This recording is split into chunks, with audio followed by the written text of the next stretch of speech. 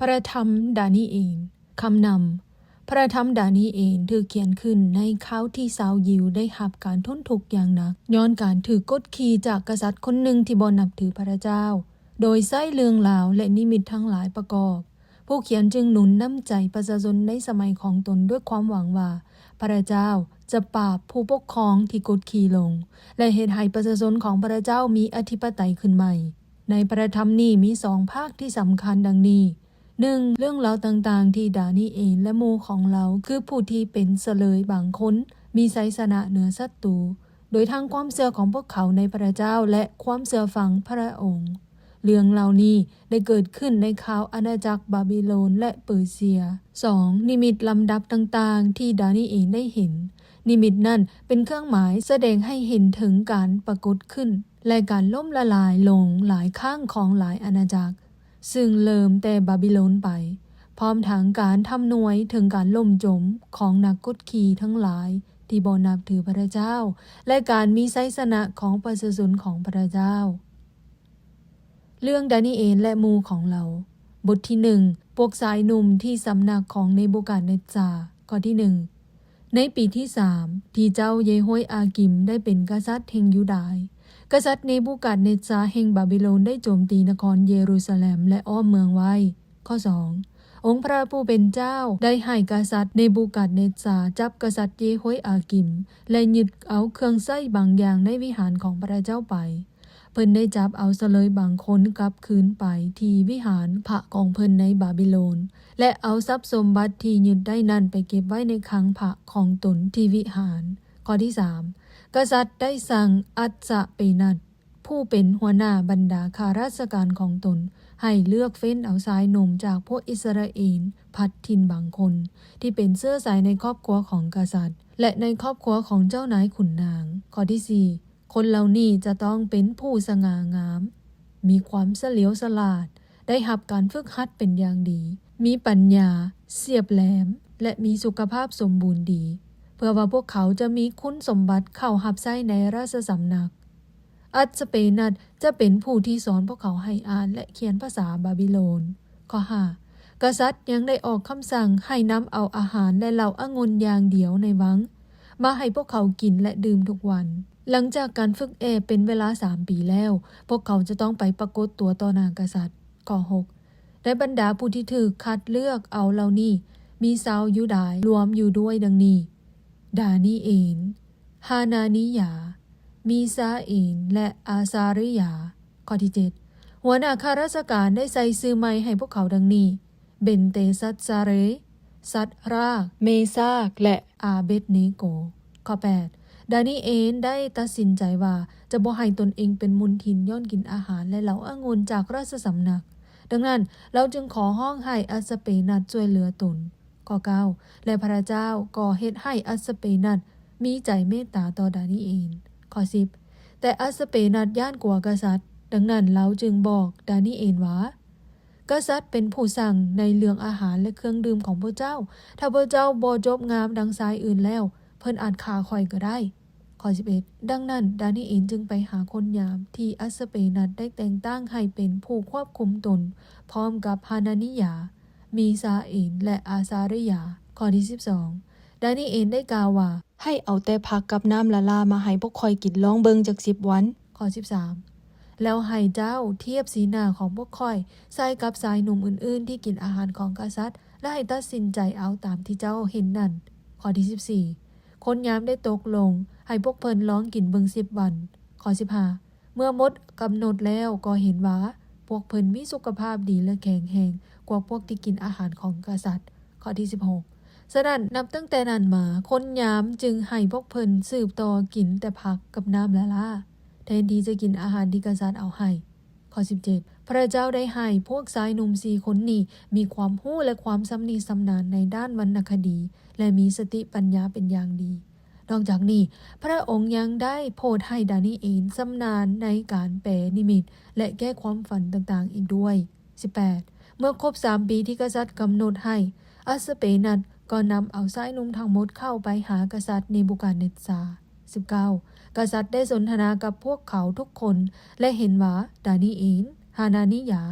มีซาเอนและอาซาริยาเป็นที่ถึกใจกษัตริย์กว่าคนอื่นๆดังนั้นพวกเพิ่นจึงได้เข้ารับใช้เป็นสมาชิกในราชสำนักข้อที่20บ่ว่าปัญหาหรือคำถามใดๆที่กษัตริย์ยกขึ้นมา4คนนี้ก็ฮู้ดีกว่าพวกหมอในอาณาจักรของเพิ่นถึง10เท่าข้อ21ดานีเอลได้รับใช้ในราชการเรื่อยมาจนถึงสมัยของเจ้าไซรัสกษัตริย์แห่งเปอร์เซียตีเอาบาบิโลนได้บทที่2เนบูกาดเนซาร์ฝันเถื่อดำอิฐข้อที่1เมื่อเจ้าเนบูกาดเนซาร์เป็นกษัตริย์ได้2ปีแล้วเพิ่นก็ฝันอย่างหนึ่งความฝันนี้เฮ็ดให้เพิ่นเป็นทุกข์ใจจนนอนบ่หลับข้อ2ฉะนั้นเพิ่นจึงสั่งให้พวกหมอมนหมอวิชาอาคมและหมอผีมาแก้ความฝันนั้นให้แก่เพิ่นเมื่อพวกเขาเข้ามายืนอยู่ต่อหน้ากษัตริย์แล้วข้อที่3เพิ่นจึงกล่าวต่อพวกเขาว่าเฮาเป็นทุกข์ใจหลายย้อนฝันบ่ดีเฮาอยากรู้ว่าความฝันนั้นหมายถึงหยังข้อที่4พวกเขาได้ตอบกษัตริย์เป็นภาษาอารามิกว่าขอให้พระราชาของพวกข้าน้อยจงมั่นยืนตลอดไปเถิดขอเล่าความฝันให้พวกข้าน้อยฟังเบิ่งดูและพวกข้าน้อยก็จะแก้ความฝันนั้นให้ข้อที่5กษัตริย์จึงกล่าวต่อพวกเขาว่าเฮาตัดสินใจแล้วว่าถ้าพวกเจ้าบอกความฝันและแก้ความฝันให้เฮาบ่ได้เฮาจะต้องตัดพวกเจ้าเป็นตอนๆและทำลายเฮือนของพวกเจ้าทิ่มให้เป็นกองสิ่งหกห้างเพพังข้อ6แต่ถ้าพวกเจ้าบอกและแก้ความฝันให้เฮาได้เฮาจะให้บำเหน็จและเกียรติยศอันยิ่งใหญ่แก่พวกเจ้าดังนั้นจงบอกความฝันและแก้ความฝันให้เฮาในบัดนี้ข้อ7พวกเขาได้ตอบกษัตริย์อีกว่าถ้าพระราชาเล่าความฝันให้พวกข้าน้อยฮู้พวกข้าน้อยก็จะแก้ความฝันนั้นได้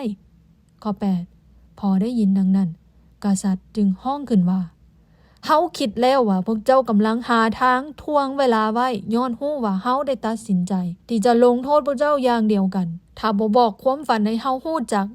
พวกเจ้าตกลงกันตัวเฮาโดยหวังว่าสิ่งต่างๆจะเปลี่ยนไปตามกาลเวลาจงเล่าความฝันให้เฮาฮู้ซะแล้วเฮาก็จะฮู้ว่าพวกเจ้าแก้ความฝันนั้นได้ข้อที่10พวกการได้อ่านได้ตอบคืนว่าบ่มีผู้ใดดอกในโลกนี้ที่สามารถบอกสิ่งที่พระราชาอยากฮู้นั้นได้บ่มีกษัตริย์องค์ใดแม้แต่ผู้ใหญ่และผู้มีอำนาจที่สุดเคยได้ถามเส้นนี้กับพวกหมอมนและหมอผีข้อ11สิ่งที่ท่านกำลังถามนั้นยากเกินกว่าที่ไผๆสามารถให้คำตอบแก่ท่านได้นอกจากเทพเจ้าผู้ที่บ่ได้อยู่ในท่ามกลางมนุษย์เฮาข้อที่12ย้อนคำเว้านั้นกษัตริย์จึงให้ใหญ่และสั่งให้ประหารชีวิตพวกที่ปรึกษาประจำกษัตริย์ในนครบาบิโลนข้อที่13ดังนั้นจึงมีคำสั่งประกาศออกไปให้ฆ่าพวกเขาพร้อมทั้งดานีเอลและหมู่ของเราด้วยพระเจ้าบอกความฝันของกษัตริย์แก่ดานีเอลข้อที่14ต่อมาดานีเอลได้ไปหาอาริโอผู้บัญชาการทหารยามประจำกษัตริย์คือผู้ที่รับสั่งให้ดำเนินการประหารดานีเอลได้ใช้คำเว้าอย่างระมัดระวังข้อ15โดยถามอาริโอว่าเป็นอย่างกษัตริย์จึงออกคำสั่งหุนแหงอย่างนี้ฉะนั้นอาริโอกจึงได้บอกดานีเอลให้ฮู้ตามเหตุการณ์ที่ได้เกิดขึ้น16ดานีเอลจึงเข้าไปพบกษัตริย์ในทันทีและได้รับอนุญาตเลื่อนกำหนดเวลาประหารเพื่อว่าเราจะแก้ความฝันให้เพิ่น17แล้วดานีเอลก็กลับคืนเมืองเฮือนของตนและบอกเรื่องที่เกิดขึ้นนั้นให้ฮานานิยามีซาเอลและอาซาริยาเพื่อนของตนฮู้นำ18เราบอกพวกหมู่ให้ภาวนาอธิษฐานขอความเมตตาจากพระเจ้าที่อยู่ถึงสวรรค์และขอให้พระองค์อธิบายเรื่องลึกลับนี้ให้แก่พวกตนเพื่อว่าพวกตนจะบ่ถูกฆ่าร่วมกับพวกที่ปรึกษาคนอื่นๆในนครบาบิโลน19แล้วในคืนนั้นพระเจ้าก็ได้เผยเรื่องลึกลับให้ดานีเอลฮู้ทางนิมิตและเราจึงสรรเสริญพระเจ้าแห่งสวรรค์ว่าข้อที่20พระองค์ทรงพระปัญญาและทรงเดชานุภาพขอสรรเสริญพระนามของพระเจ้าตลอดไปเป็นนิจข้อ21พระองค์บังคับเวลาและฤดูกาลพระองค์แต่งตั้งกษัตริย์และปลดกษัตริย์ลงแม้นพระองค์ที่เป็นผู้โพธประทานปัญญาและความเข้าใจให้แก่มนุษย์ข้อ22พระองค์เปิดเผยสิ่งลึกลับทั้งหลายฮู้ทุกอย่างทุกแนวที่ถูกปิดบังไว้แม้แต่สิ่งนี้ถูกปิดบังไว้ในที่มืดก็ตามแสงแจ้งใสก็อ้อมรอบพระองค์ไว้ทุกด้าน23ข้าแต่พระเจ้าแห่งบรรพบุรุษของข้าน้อยเอ๋ยขอสรรเสริญและย่องยอให้เกียรติพระองค์พระองค์ได้ประทานให้ข้าน้อยมีปัญญาพร้อมทั้งให้กำลังแก่ข้าน้อยด้วย พระองค์ตอบสิ่งที่ข้าน้อยภาวนาอธิษฐานขอบอกคำตอบแก่พวกข้าน้อยให้กษัตริย์ได้ฮู้ดานิเอลบอกและแก้ความฝันแก่กษัตริย์ข้อที่24ฉะนั้นดานิเอลจึงเข้าไปหาอาริโอกผู้ที่กษัตริย์ได้สั่งให้ฆ่าพวกที่ปรึกษาประจำกษัตริย์แล้วว่าขออย่าได้ฆ่าพวกที่ปรึกษาถอนขอให้เจ้าพาค่อยเข้าไปพบกษัตริย์และค่อยจะบอกความฝันให้เพิ่นฮู้ข้อ25แล้วอาริโอกก็ฟ้าวนำตัวดานิเอลเข้าไปพบกษัตริย์ในบูกาเนตซาและบอกเพิ่นว่าข้าน้อยพบผู้หนึ่งในหมู่พวกสาวยิวผัดถิ่นที่แก้ความฝันให้แก่พระราชาได้ข้อที่26กษัตริย์กล่าวแก่ดานิเอลผู้มีชื่ออีกว่าเบนเตซัตซาเรว่าเจ้าบอกความฝันและแก้ความฝันของเฮาได้บ่ข้อ27ดานิเอลตอบว่าข้าแด่พระราชาบ่มีหมอผีหมอมนต์หมอหรือหมอโหรผู้ใดดอกที่บอกความลึกลับนี้ได้ข้อ28มีแต่พระเจ้าองค์หนึ่งทั้งสวรรค์ที่เปิดเผยความลึกลับทั้งหลายพระองค์ได้บอกพระราชาของข้าน้อยให้ฮู้ถึงสิ่งที่จะเกิดขึ้นในอนาคตบัดนี้ข้าน้อยจะบอกความฝันและนิมิตที่ทานมีขณะที่ทานได้นอนหลับอยู่นั่นข้อ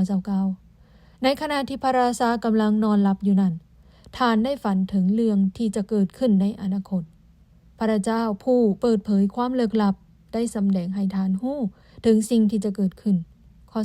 30เรื่องลึกลับนี้ถูกเปิดเผยให้ข้าน้อยฮู้บ่แม่นย้อนข้าน้อยเป็นคนฉลาดกว่าคนอื่นดอกแต่เพื่อให้พระราชาฮู้ความหมายของความฝันนั้นและเข้าใจสิ่งที่รบกวนจิตใจทานข้อ31ข้าได้พระราชาในนิมิตของทานนั้นทานได้เห็นรูปปั้นขนาดใหญ่ยืนอยู่ต่อหน้าทานรูปนี้ส่องแสงใสเหลื่อมและเบิ่งเป็นตาหน้าย่านข้อ32หัวรูปนี้เป็นคำอย่างดีที่สุดเอิกและแขนเป็นเงินแอวและกระโพกเป็นทองสำริดข้อ33ขาเป็นเหล็ก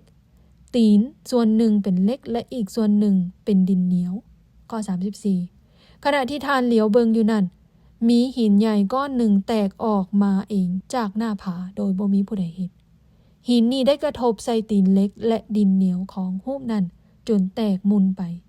ข้อ35แล้วในทันใดนั้นส่วนที่เป็นเหล็กเป็นดินเหนียวเป็นทองสำริดเป็นเงินและเป็นคำก็ได้แตกคือแกบที่ลานในฤดูฟาดเขาลมได้พัดเอาสิ่งทั้งหมดนั้นไปไกลโดยบ่มีห้องห้อยให้พบเห็นอีกเลยแต่ก้อนหินนั้นได้ใหญ่ขึ้นกลายเป็นภูเขาเต็มหมดแผ่นดินโลกข้อ36ความฝันเป็นดังนี้แหละบัดนี้ข้าน้อยขอแก้ความฝันให้พระราชาฮู้ข้อ37ข้าได้พระราชาท่านเป็นกษัตริย์ผู้ยิ่งใหญ่กว่ากษัตริย์ทั้งหลายพระเจ้าแห่งสวรรค์ได้แต่งตั้งท่านให้เป็นจักรพรรดิมีอำนาจใหญ่โตมีกำลังวังชาและมีเกียรติยศข้อ38พระเจ้าได้แต่งตั้งท่านให้เป็นผู้ปกครองคนตลอดทั้งสัตว์และนกทั้งปวงที่อาศัยอยู่ในโลกหัวค้ำนั่นแม่นท่านเอง39ต่อจากท่านไปจะมีอาณาจักรหนึ่งอีกเป็นอาณาจักรที่น้อยกว่าของท่านและหลังจากนั้นแม่นอาณาจักรที่3เป็นอาณาจักรทองสำริดซึ่งจะมีอำนาจแผ่ออกไปทั่วโลกข้อ40แล้วจะมีอาณาจักรที่4เป็นอาณาจักรที่มีอำนาจและแข็งดังเหล็กซึ่งสามารถตีสิ่งทั้งหลายให้หักและแตกมุนได้เหล็กนี่ตีสิ่งทั้งหลายให้หักและแตกมุนได้สันใดอาณาจักรนี้ก็จะตีอาณาจักรทั้งหลายที่เกิดขึ้นมาก่อนให้แตกมุนทลายไปได้สันนั้นข้อ41ท่านยังเห็นอีกว่าตีนและนิ้วตีนส่วนหนึ่งเป็นดินเหนียวและอีกส่วนหนึ่งเป็นเหล็กนี่หมายความว่าจะเป็นอาณาจักรที่แตกแยกมันจะมีความแข็งของเหล็กปนอยู่เพราะมีเหล็กผสมอยู่กับดินเหนียวข้อ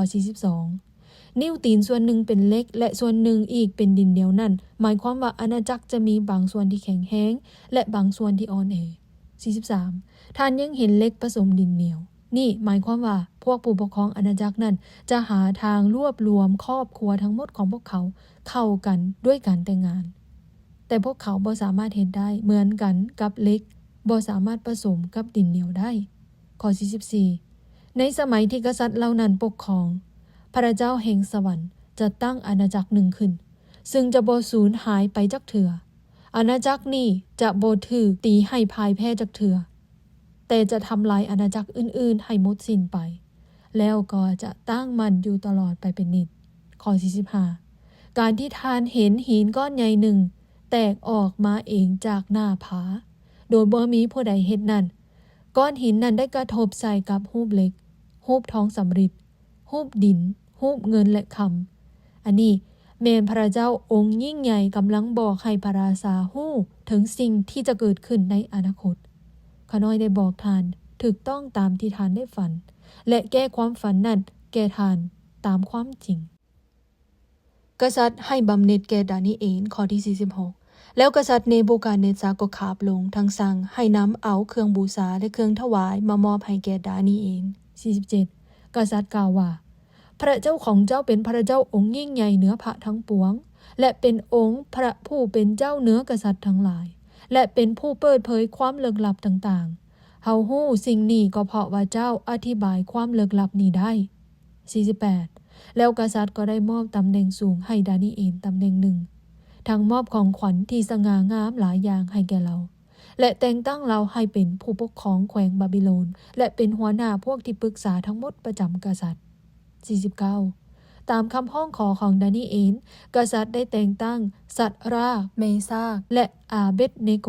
ให้หับราชการอยู่ในแขวงบาบิโลนแต่ดานีเอลยังได้หับตำแหน่งอยู่ในราชสำนักต่อไปบทที่3คำสั่งให้ทุกคนขาบ่ายรูปปั้นเป็นคำข้อที่1ต่อมากษัตริย์เนบูกาเนซาร์ได้สั่งให้สร้างรูปปั้นเป็นคำรูปหนึ่งสูง27 เมตรและกว้างเกือบ3 เมตรและเพิ่นได้ตั้งรูปนี้ไว้ที่ธงเพียงดูราในแขวงบาบิโลนข้อ2แล้วกษัตริย์ก็ได้สั่งบรรดาข้าราชการชั้นผู้ใหญ่ในแขวงทั้งหมดของเพิ่นให้มาโฮมกันดังนี้เจ้าแขวงห้องเจ้าแขวงผู้ปกครองกำแพงนครนายขังผู้พิพากษาตุลาการและบรรดาข้าราชการคนอื่นๆบรรดาข้าราชการเหล่านี้ต้องมาในงานฉลองรูปปั้นเป็นคำที่กษัตริย์เนบูกาเนซาร์ได้ตั้งขึ้นนั้นข้อ3เมื่อบรรดาข้าราชการทั้งหมดได้มาพร้อมกันฉลองและยืนอยู่ต่อหน้ารูปปั้นเป็นคำนั้นแล้วข้อที่4โฆษกผู้หนึ่งได้ประกาศด้วยเสียงดังว่าประชาชนจากทุกชาติทุกเชื้อชาติและทุกภาษาข้อที่5พวกท่านจะได้ยินเสียงแก่เสียงปีเสียงพิณใหญ่เสียงกระจับปีและเสียงพิณน้อยแล้วเสียงเครื่องดนตรีอื่นๆก็จะดังประสานกันไปพอเสียงดนตรีดังขึ้นให้พวกท่านก้มขาบรูปปั้นเป็นคำที่กษัตริย์เนบูกาเนซาร์ได้ตั้งขึ้นข้อ6ผู้ใดผู้หนึ่งที่บ่ก้มขาบลงจะถูกโยนเข้าไปในเตาไฟที่กำลังลุกไหม้อยู่ทันทีข้อที่7เพราะฉะนั้นพอเสียงดนตรีดังขึ้นประชาชนจากทุกชนชาติทุกเชื้อชาติและทุกภาษาก็ได้ขาบไหว้รูปปั้นเป็นคำที่กษัตริย์เนบูกาเนซาร์ได้ตั้งขึ้นหมู่ของดานีเอล3 คนยังสัตย์ซื่อต่อพระเจ้าข้อที่8มีชาวบาบิโลนบางคนได้สวยโอกาสหนีกาวฟ้องชาวยิวข้อ9พวกเขาบอกกษัตริย์เนบูกาเนซาร์ว่าก็ให้พระราชาจงมั่นยืนข้อ10พระราชาได้ออกคำสั่งว่าพอเสียงดนตรีเริ่มดังขึ้นทุกๆคนจะต้องก้มลงและขาบไหว้รูปปั้นเป็นคำ11และผู้ใดผู้หนึ่งที่บ่ก้มลงและขาบไหว้รูปปั้นเป็นคำนั้นจะต้องถูกโยนเข้าไปในเตาไฟข้อที่12แต่มีชาวยิวบางคนที่ทานได้แต่งตั้งให้รับราชการในแขวงบาบิโลนบ่เชื่อฟังคำสั่งของพระราชาพวกนั้นแมนสัตรากเมซากและอาเบดเนโก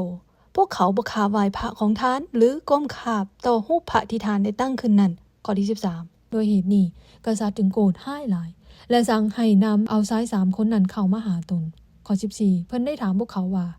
สัตรากเมซากและอาเบดเนโกเป็นความจริงหรือบ่ที่พระเจ้าบ่ยอมขาบไหว้พระของเฮาและบ่ก้มขาบรูปปั้นเป็นคำที่เฮาได้ตั้งขึ้นข้อ15แต่บัดนี้พอพวกเจ้าได้ยินเสียงแก่เสียงปี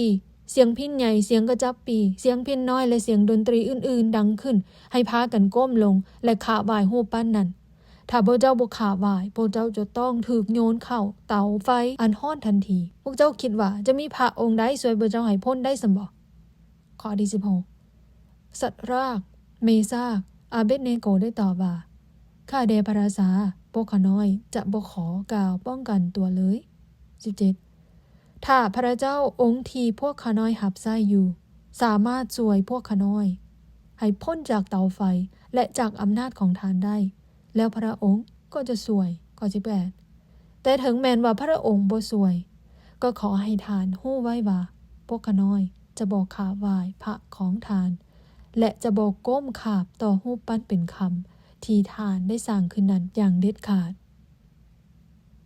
หมู่3คนของดานีเอลถูกโยนเข้าในเตาไฟข้อที่19แล้วเจ้าเนบูกาเนซาร์ก็โกรธให้สัตว์รากเมซากและอาเบดเนโกอย่างสุดขีดจนหน้าดำตาแดงฉะนั้นเพิ่นจึงสั่งให้คนของตนไปดังไฟในเตาให้ฮ้อนขึ้นกว่าเก่าถึง7 เท่า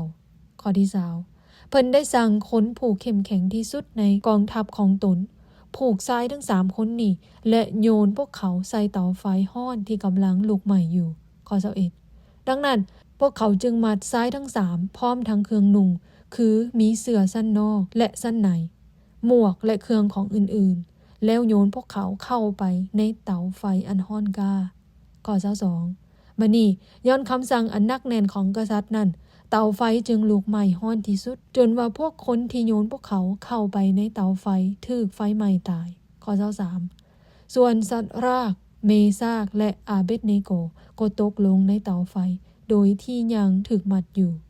ข้อ24เจ้าเนบูกาดเนซาร์ได้ลุกยืนขึ้นในทันทีด้วยความประหลาดใจเพิ่นถามพวกข้าราชการของตนว่าพวกเขาได้มัดชายทั้ง3นั่นโยนเข้าไปในเตาไฟอันฮ้อนก้าแล้วบ่แม่นบ่พวกเขาจึงตอบเพิ่นว่าแม่นแล้วพระราชาข้อ25เพิ่นถามว่าถ้าดังนั้นเป็นหยังเฮาจึงเห็นชาย4คนกำลังย่างอยู่ในไฟนั้นพวกเขาบ่ได้ถูกมัดและบ่เห็นห้องห้อยว่าถูกเจ็บพอถูกไฟไหม้เลยและอีกผู้หนึ่งใน4คนนี่ก็เบิ่งคล้ายคือพระองค์หนึ่งกษัตริย์ปล่อยชาย3คนและเรือนสั้นให้ข้อที่26ฉะนั้นกษัตริย์เนบูกาดเนซาร์จึงขึ้นไปถึงปากเตาไฟที่กำลังลุกไหม้อยู่นั้นและเอิ้นใส่ว่าสัตว์รากเมซากและอาเบดเนโกผู้รับใช้ของพระเจ้าองค์สูงสุดเอ่ยจงพากันออกมาซะแล้วพวกเขาก็ออกมาทันทีข้อ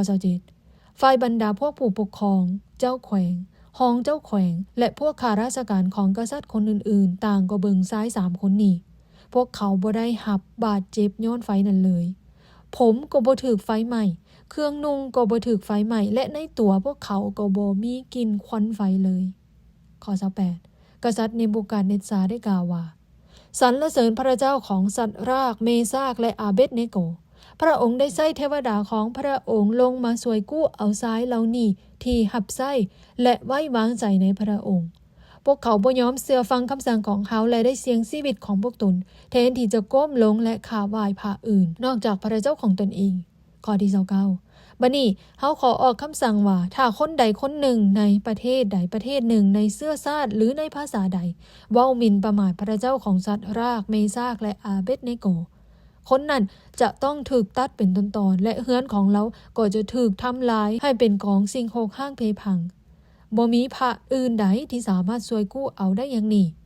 ข้อที่30แล้วกษัตริย์ก็ได้เลื่อนสั้นแก่สัตว์รากเมซากและอาเบดเนโกให้มีตำแหน่งสูงในแขวงบาบิโลน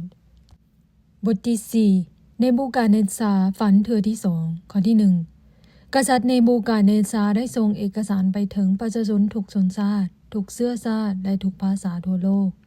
โดยมีเนื้อความดังต่อไปนี้ขออวยพรบรรดาทานจงประสบแต่สันติสุขเป็นสันติสุขเต็มล้นและครบถ้วนข้อ2จงฟังเรื่องประหลาดอัศจรรย์ใจสำหรับเฮาที่พระเจ้าองค์สูงสุดได้โปรดสำแดงให้เฮาฮู้ข้อ3พระเจ้าได้สำแดงให้พวกเฮาฮู้เห็นสิ่งที่ยิ่งใหญ่และประหลาดที่สุดการอัศจรรย์ที่พระองค์ได้กระทำนั้นใหญ่ยิ่งพระองค์จะเป็นกษัตริย์ปกครองตลอดไปข้อ4เฮาอยู่อย่างสงบสุขในวังของเฮาทั้งมีความสุขด้วยทรัพย์สมบัติอันหลวงหลายข้อ5แต่เฮาได้ฝันอย่างตื่นตกใจและเห็นนิมิตอันน่าย้านในขณะที่เฮานอนหลับอยู่ข้อที่6เฮาจึงสั่งพวกที่ปรึกษาทั้งหมดประจำกษัตริย์ในนครบาบิโลนให้มาหาเฮาเพื่อแก้ความฝันข้อ7แล้วพวกหมอทั้งหมดคือหมอมนหมอผีและหมอโหรก็ได้เข้ามาพบเฮาได้เล่าความฝันให้พวกเขาฮู้แต่พวกเขาบ่สามารถแก้ได้ข้อ8ต่อมาดานิเอลได้เข้ามาพบดานิเอลมีชื่อหนึ่งอีกว่าเบนเตซัตซาเร ตามชื่อพระของเฮาวิญญาณของบรรดาพระบริสุทธิ์สถิตอยู่นำเรา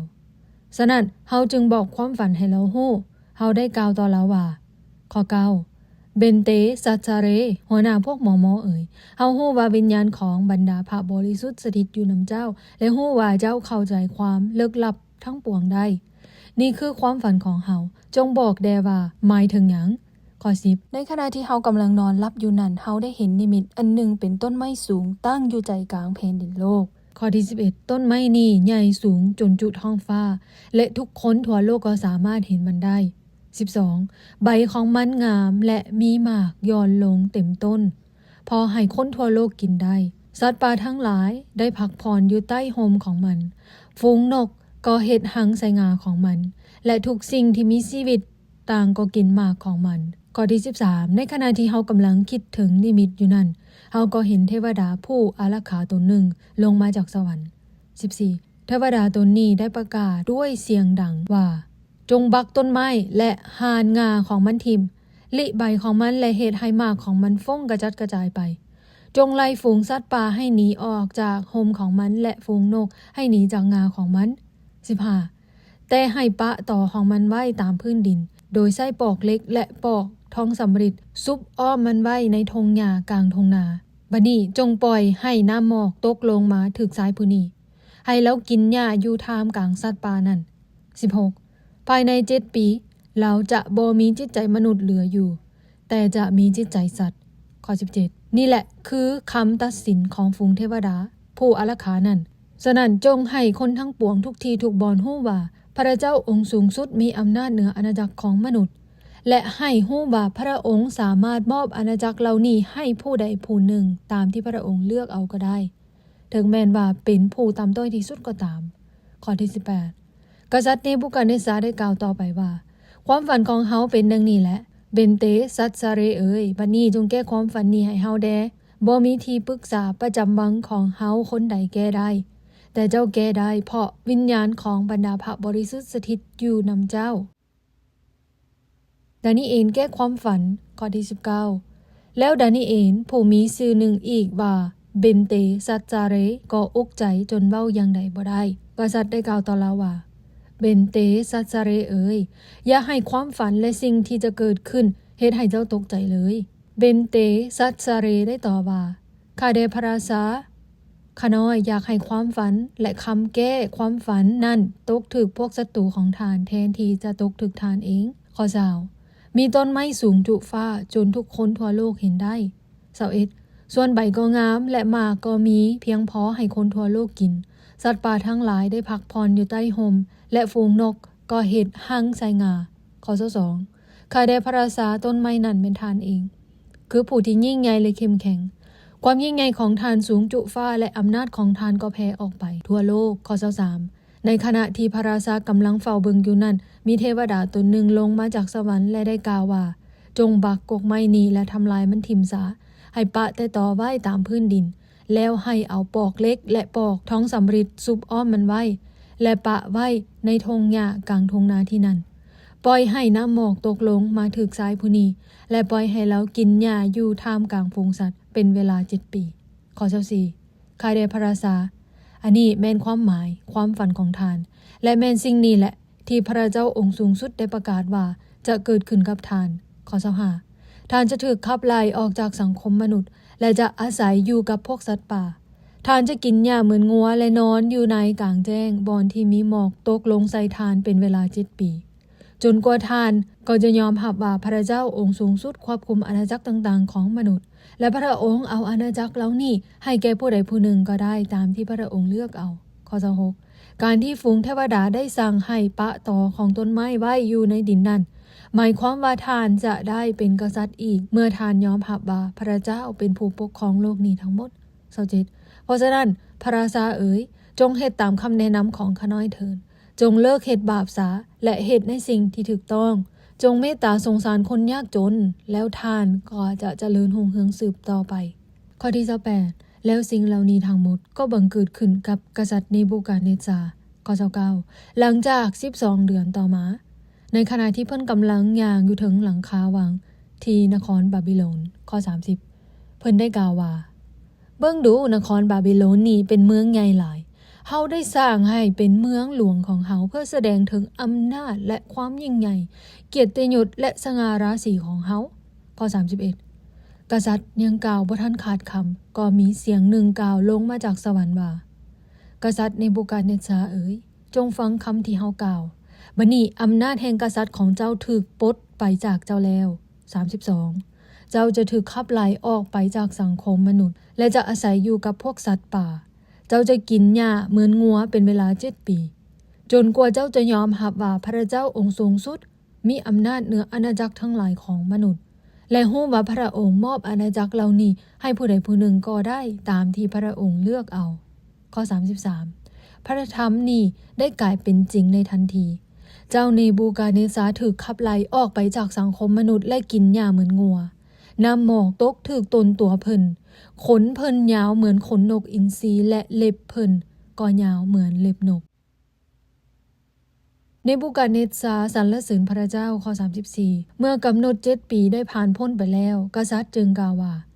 เฮาได้เงยหน้าขึ้นสู่ท้องฟ้าแล้วจิตใจของเฮาก็กลายเป็นปกติเฮาจึงสรรเสริญพระเจ้าองค์สูงสุดทั้งถวายเกียรติยศและสง่าราศีแก่พระองค์ผู้ทรงเป็นอยู่ตลอดไปพระเจ้าจะปกครองตลอดไปอาณาจักรของพระองค์จะดำรงอยู่เป็นนิจข้อ35พระองค์ถือว่าคนในโลกนี้บ่มีหยังหมดต่างก็บ่มีคุณค่าบ่มีหยังทั้งนั้นมนุษย์ในโลกและเทวดาถึงสวรรค์ก็อยู่ใต้การปกครองของพระองค์ทั้งนั้นบ่มีผู้ใดสามารถขัดขวางพระประสงค์หรือสอบถามถึงสิ่งที่พระองค์ทรงกระทำ36เมื่อจิตใจเฮาเป็นปกติแล้วเกียรติยศและสง่าราศีของเฮาทั้งความยิ่งใหญ่ของอาณาจักรของเฮาก็ได้ถูกมอบคืนให้เฮาบรรดาข้าราชการและพวกเจ้านายของเฮาถูกมอบคืนให้แก่เฮาอีกซึ่งเป็นเกียรติอันยิ่งใหญ่กว่าเขาก่อนข้อ37บัดนี้เฮาคือเนบูกัดเนซาร์ขอสรรเสริญและถวายเกียรติยศและสง่าราศีแด่กษัตริย์แห่งสวรรค์ทุกสิ่งที่พระองค์เฮ็ดก็ถูกต้องและยุติธรรมและพระองค์เฮ็ดให้คนจองของถ่อมตัวลงได้บทที่5เบนซัตซาเรจัดงานกินเลี้ยงอันใหญ่โตขึ้นข้อที่1ในคืนหนึ่งกษัตริย์เบนซัตซาเรได้เชิญเอาเจ้านาย 1,000 คนมาในงานกินเลี้ยงอันใหญ่โตและเพิ่นก็ร่วมดื่มเหล้าองุ่นกับพวกเหล่านี้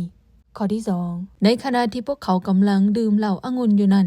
เจ้าเบนซัตซาเรก็สั่งให้คนเอาจอกและถ้วยที่เฮ็ดด้วยเงินและด้วยคำมาให้แม่นสิ่งเหล่านี้ที่เจ้าเนบูกัดเนซาร์ผู้เป็นบิดาได้เอามาจากพระวิหารในนครเยรูซาเล็มกษัตริย์ได้ให้คนไปเอาจอกและถ้วยเหล่านั้นมาก็เพื่อว่าเพิ่นเองพร้อมทั้งพวกมเหสีพวกนางสนมและพวกเจ้านายจะใช้ภาชนะเหล่านี้ดื่มเหล้าองุ่นข้อที่3ดังนั้นพวกเขาจึงได้นำเอาจอกค้ำและถ้วยค้ำที่ได้เอามาจากพระวิหารของพระเจ้าในนครเยรูซาเล็มมาให้เพิ่นในทันทีและทุกคนต่างก็ดื่มเหล้าองุ่นจากภาชนะเหล่านี้ข้อที่4และสรรเสริญบรรดารูปพระที่เฮ็ดด้วยคำด้วยเงินด้วยทองสำริดด้วยเหล็กด้วยไม้และด้วยหินข้อที่5ในทันใดนั้นก็ได้มีมือมนุษย์ปรากฏให้เห็นและเริ่มเขียนใส่ฝาของราชวังบอนที่ตะเกียงส่องแสงใสแจ้งที่สุดกษัตริย์เห็นในขณะที่มือนั่นกำลังเขียนอยู่ข้อที่6เพิ่นจึงหน้าซีดและย่านหลายจนขาสั่นข้อ7เพิ่นห้องบอกให้คนนำเอาหมอมนหมอวิชาอาคมและหมอโหรเข้ามาเมื่อพวกเขามาฮอดกษัตริย์กล่าวต่อพวกเขาว่าผู้ใดผู้หนึ่งที่อ่านและแปลความหมายที่เขียนนี้ได้จะได้นุ่งเสื้อคลุมสีม่วงของกษัตริย์และจะได้คล้องคอสายสร้อยคำเกียรติยศทั้งจะได้เป็นผู้ที่มีอำนาจคนที่3ในอาณาจักรข้อที่8บรรดาที่ปรึกษาประจำกษัตริย์ได้กล่าวออกมาข้างหน้าแต่บ่มีผู้ใดอ่านคำเขียนหรือบอกความหมายแก่กษัตริย์ได้ข้อ9ย้อนความกังวลนี้กษัตริย์เป็นซัตซาเรแห้งหน้าซีดเขาอีกส่วนพวกเจ้านายสั้นผู้ใหญ่ของเพิ่นก็บ่ฮู้ว่าจะพากันเฮ็ดจังใดข้อที่10เมื่อราชนีผู้เป็นมารดาได้ยินเสียงห้องของกษัตริย์และพวกเจ้านายนางจึงเข้าไปในห้องกินเลี้ยงใหญ่และเว้าว่าขอให้พระราชาจงมั่นยืนขออย่ากังวลและหน้าซีดไปเลยข้อ11อยู่ในอาณาจักรของลูกนี้ยังมีสายคนหนึ่งที่มีวิญญาณของบรรดาพระบริสุทธิ์ สถิตอยู่นำเมื่อเขาพ่อของลูกเป็นกษัตริย์ชายคนนี้ได้แสดงความฉลาดความหอมหู้และสติปัญญาเหมือนสติปัญญาของพวกพระกษัตริย์เนบูคาดเนซาร์ผู้เป็นบิดาของลูกได้แต่งตั้งเราให้เป็นหัวหน้าพวกหมอดูหมอวิชาอาคมและหมอโหรข้อ12เรามีความสามารถพิษธรรมดาเป็นคนฉลาดและสำนีสำนาญในการแก้ความฝันแก้ปัญหาและแก้ความลึกลับทั้งหลายได้ฉะนั้นจงใส่คนไปเอิ้นดานิเอลสายคนนี้เข้ามาผู้ที่กษัตริย์ใส่ชื่อให้ใหม่ว่าเบนเตซัตซาเรและเราจะบอกความหมายทั้งหมดนี้ให้แก่ลูกดานิเอลแปลคำที่เขียนข้อที่13ดานิเอลถูกนำตัวเข้ามาหากษัตริย์ในทันทีและกษัตริย์ก็กล่าวแก่แล้วว่า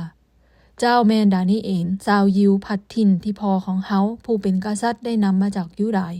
ข้อ14เฮาได้ยินว่าวิญญาณของบรรดาพระบริสุทธิ์สถิตอยู่นำเจ้าและเจ้าเป็นผู้สำนิสำนาน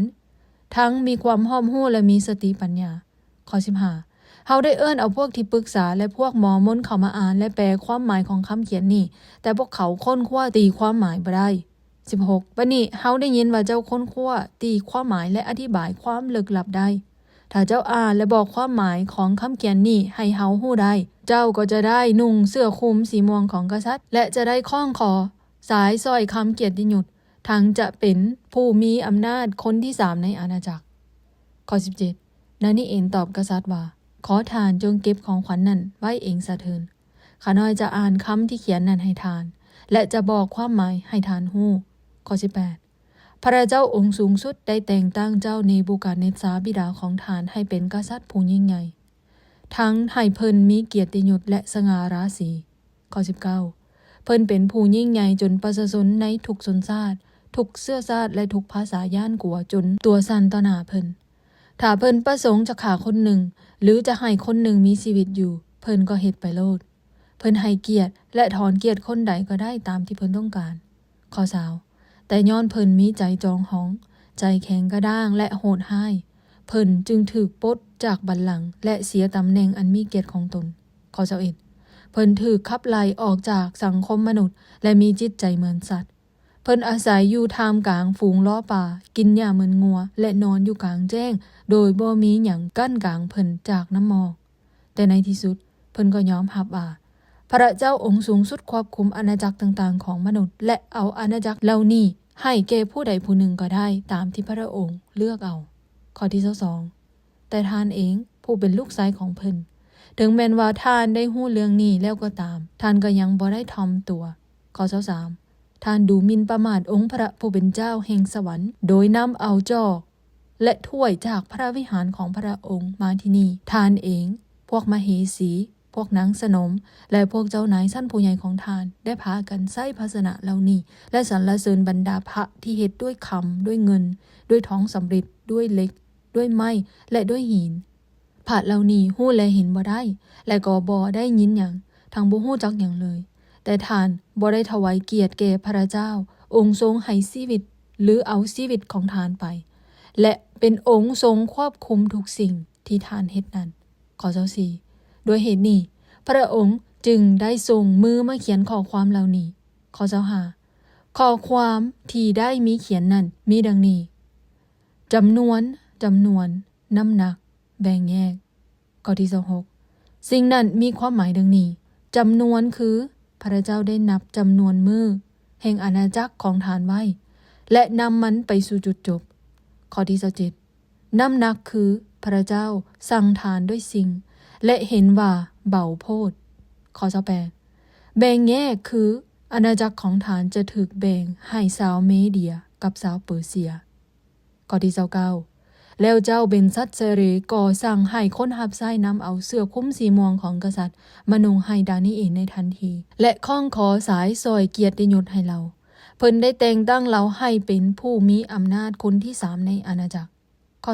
30ในคืนนั่นเองเจ้าเบนซัตซาเรกษัตริย์แห่งบาบิโลนได้ถูกลอบสังหารข้อที่31ดาริอุสคนเมเดียผู้มีอายุประมาณ62ปีได้ยึดอำนาจปกครองอาณาจักรบทที่6ดานิเอลในธรรมสิงข้อที่1เจ้าดาริอุสได้ตัดสินใจแต่งตั้งเจ้าแขวง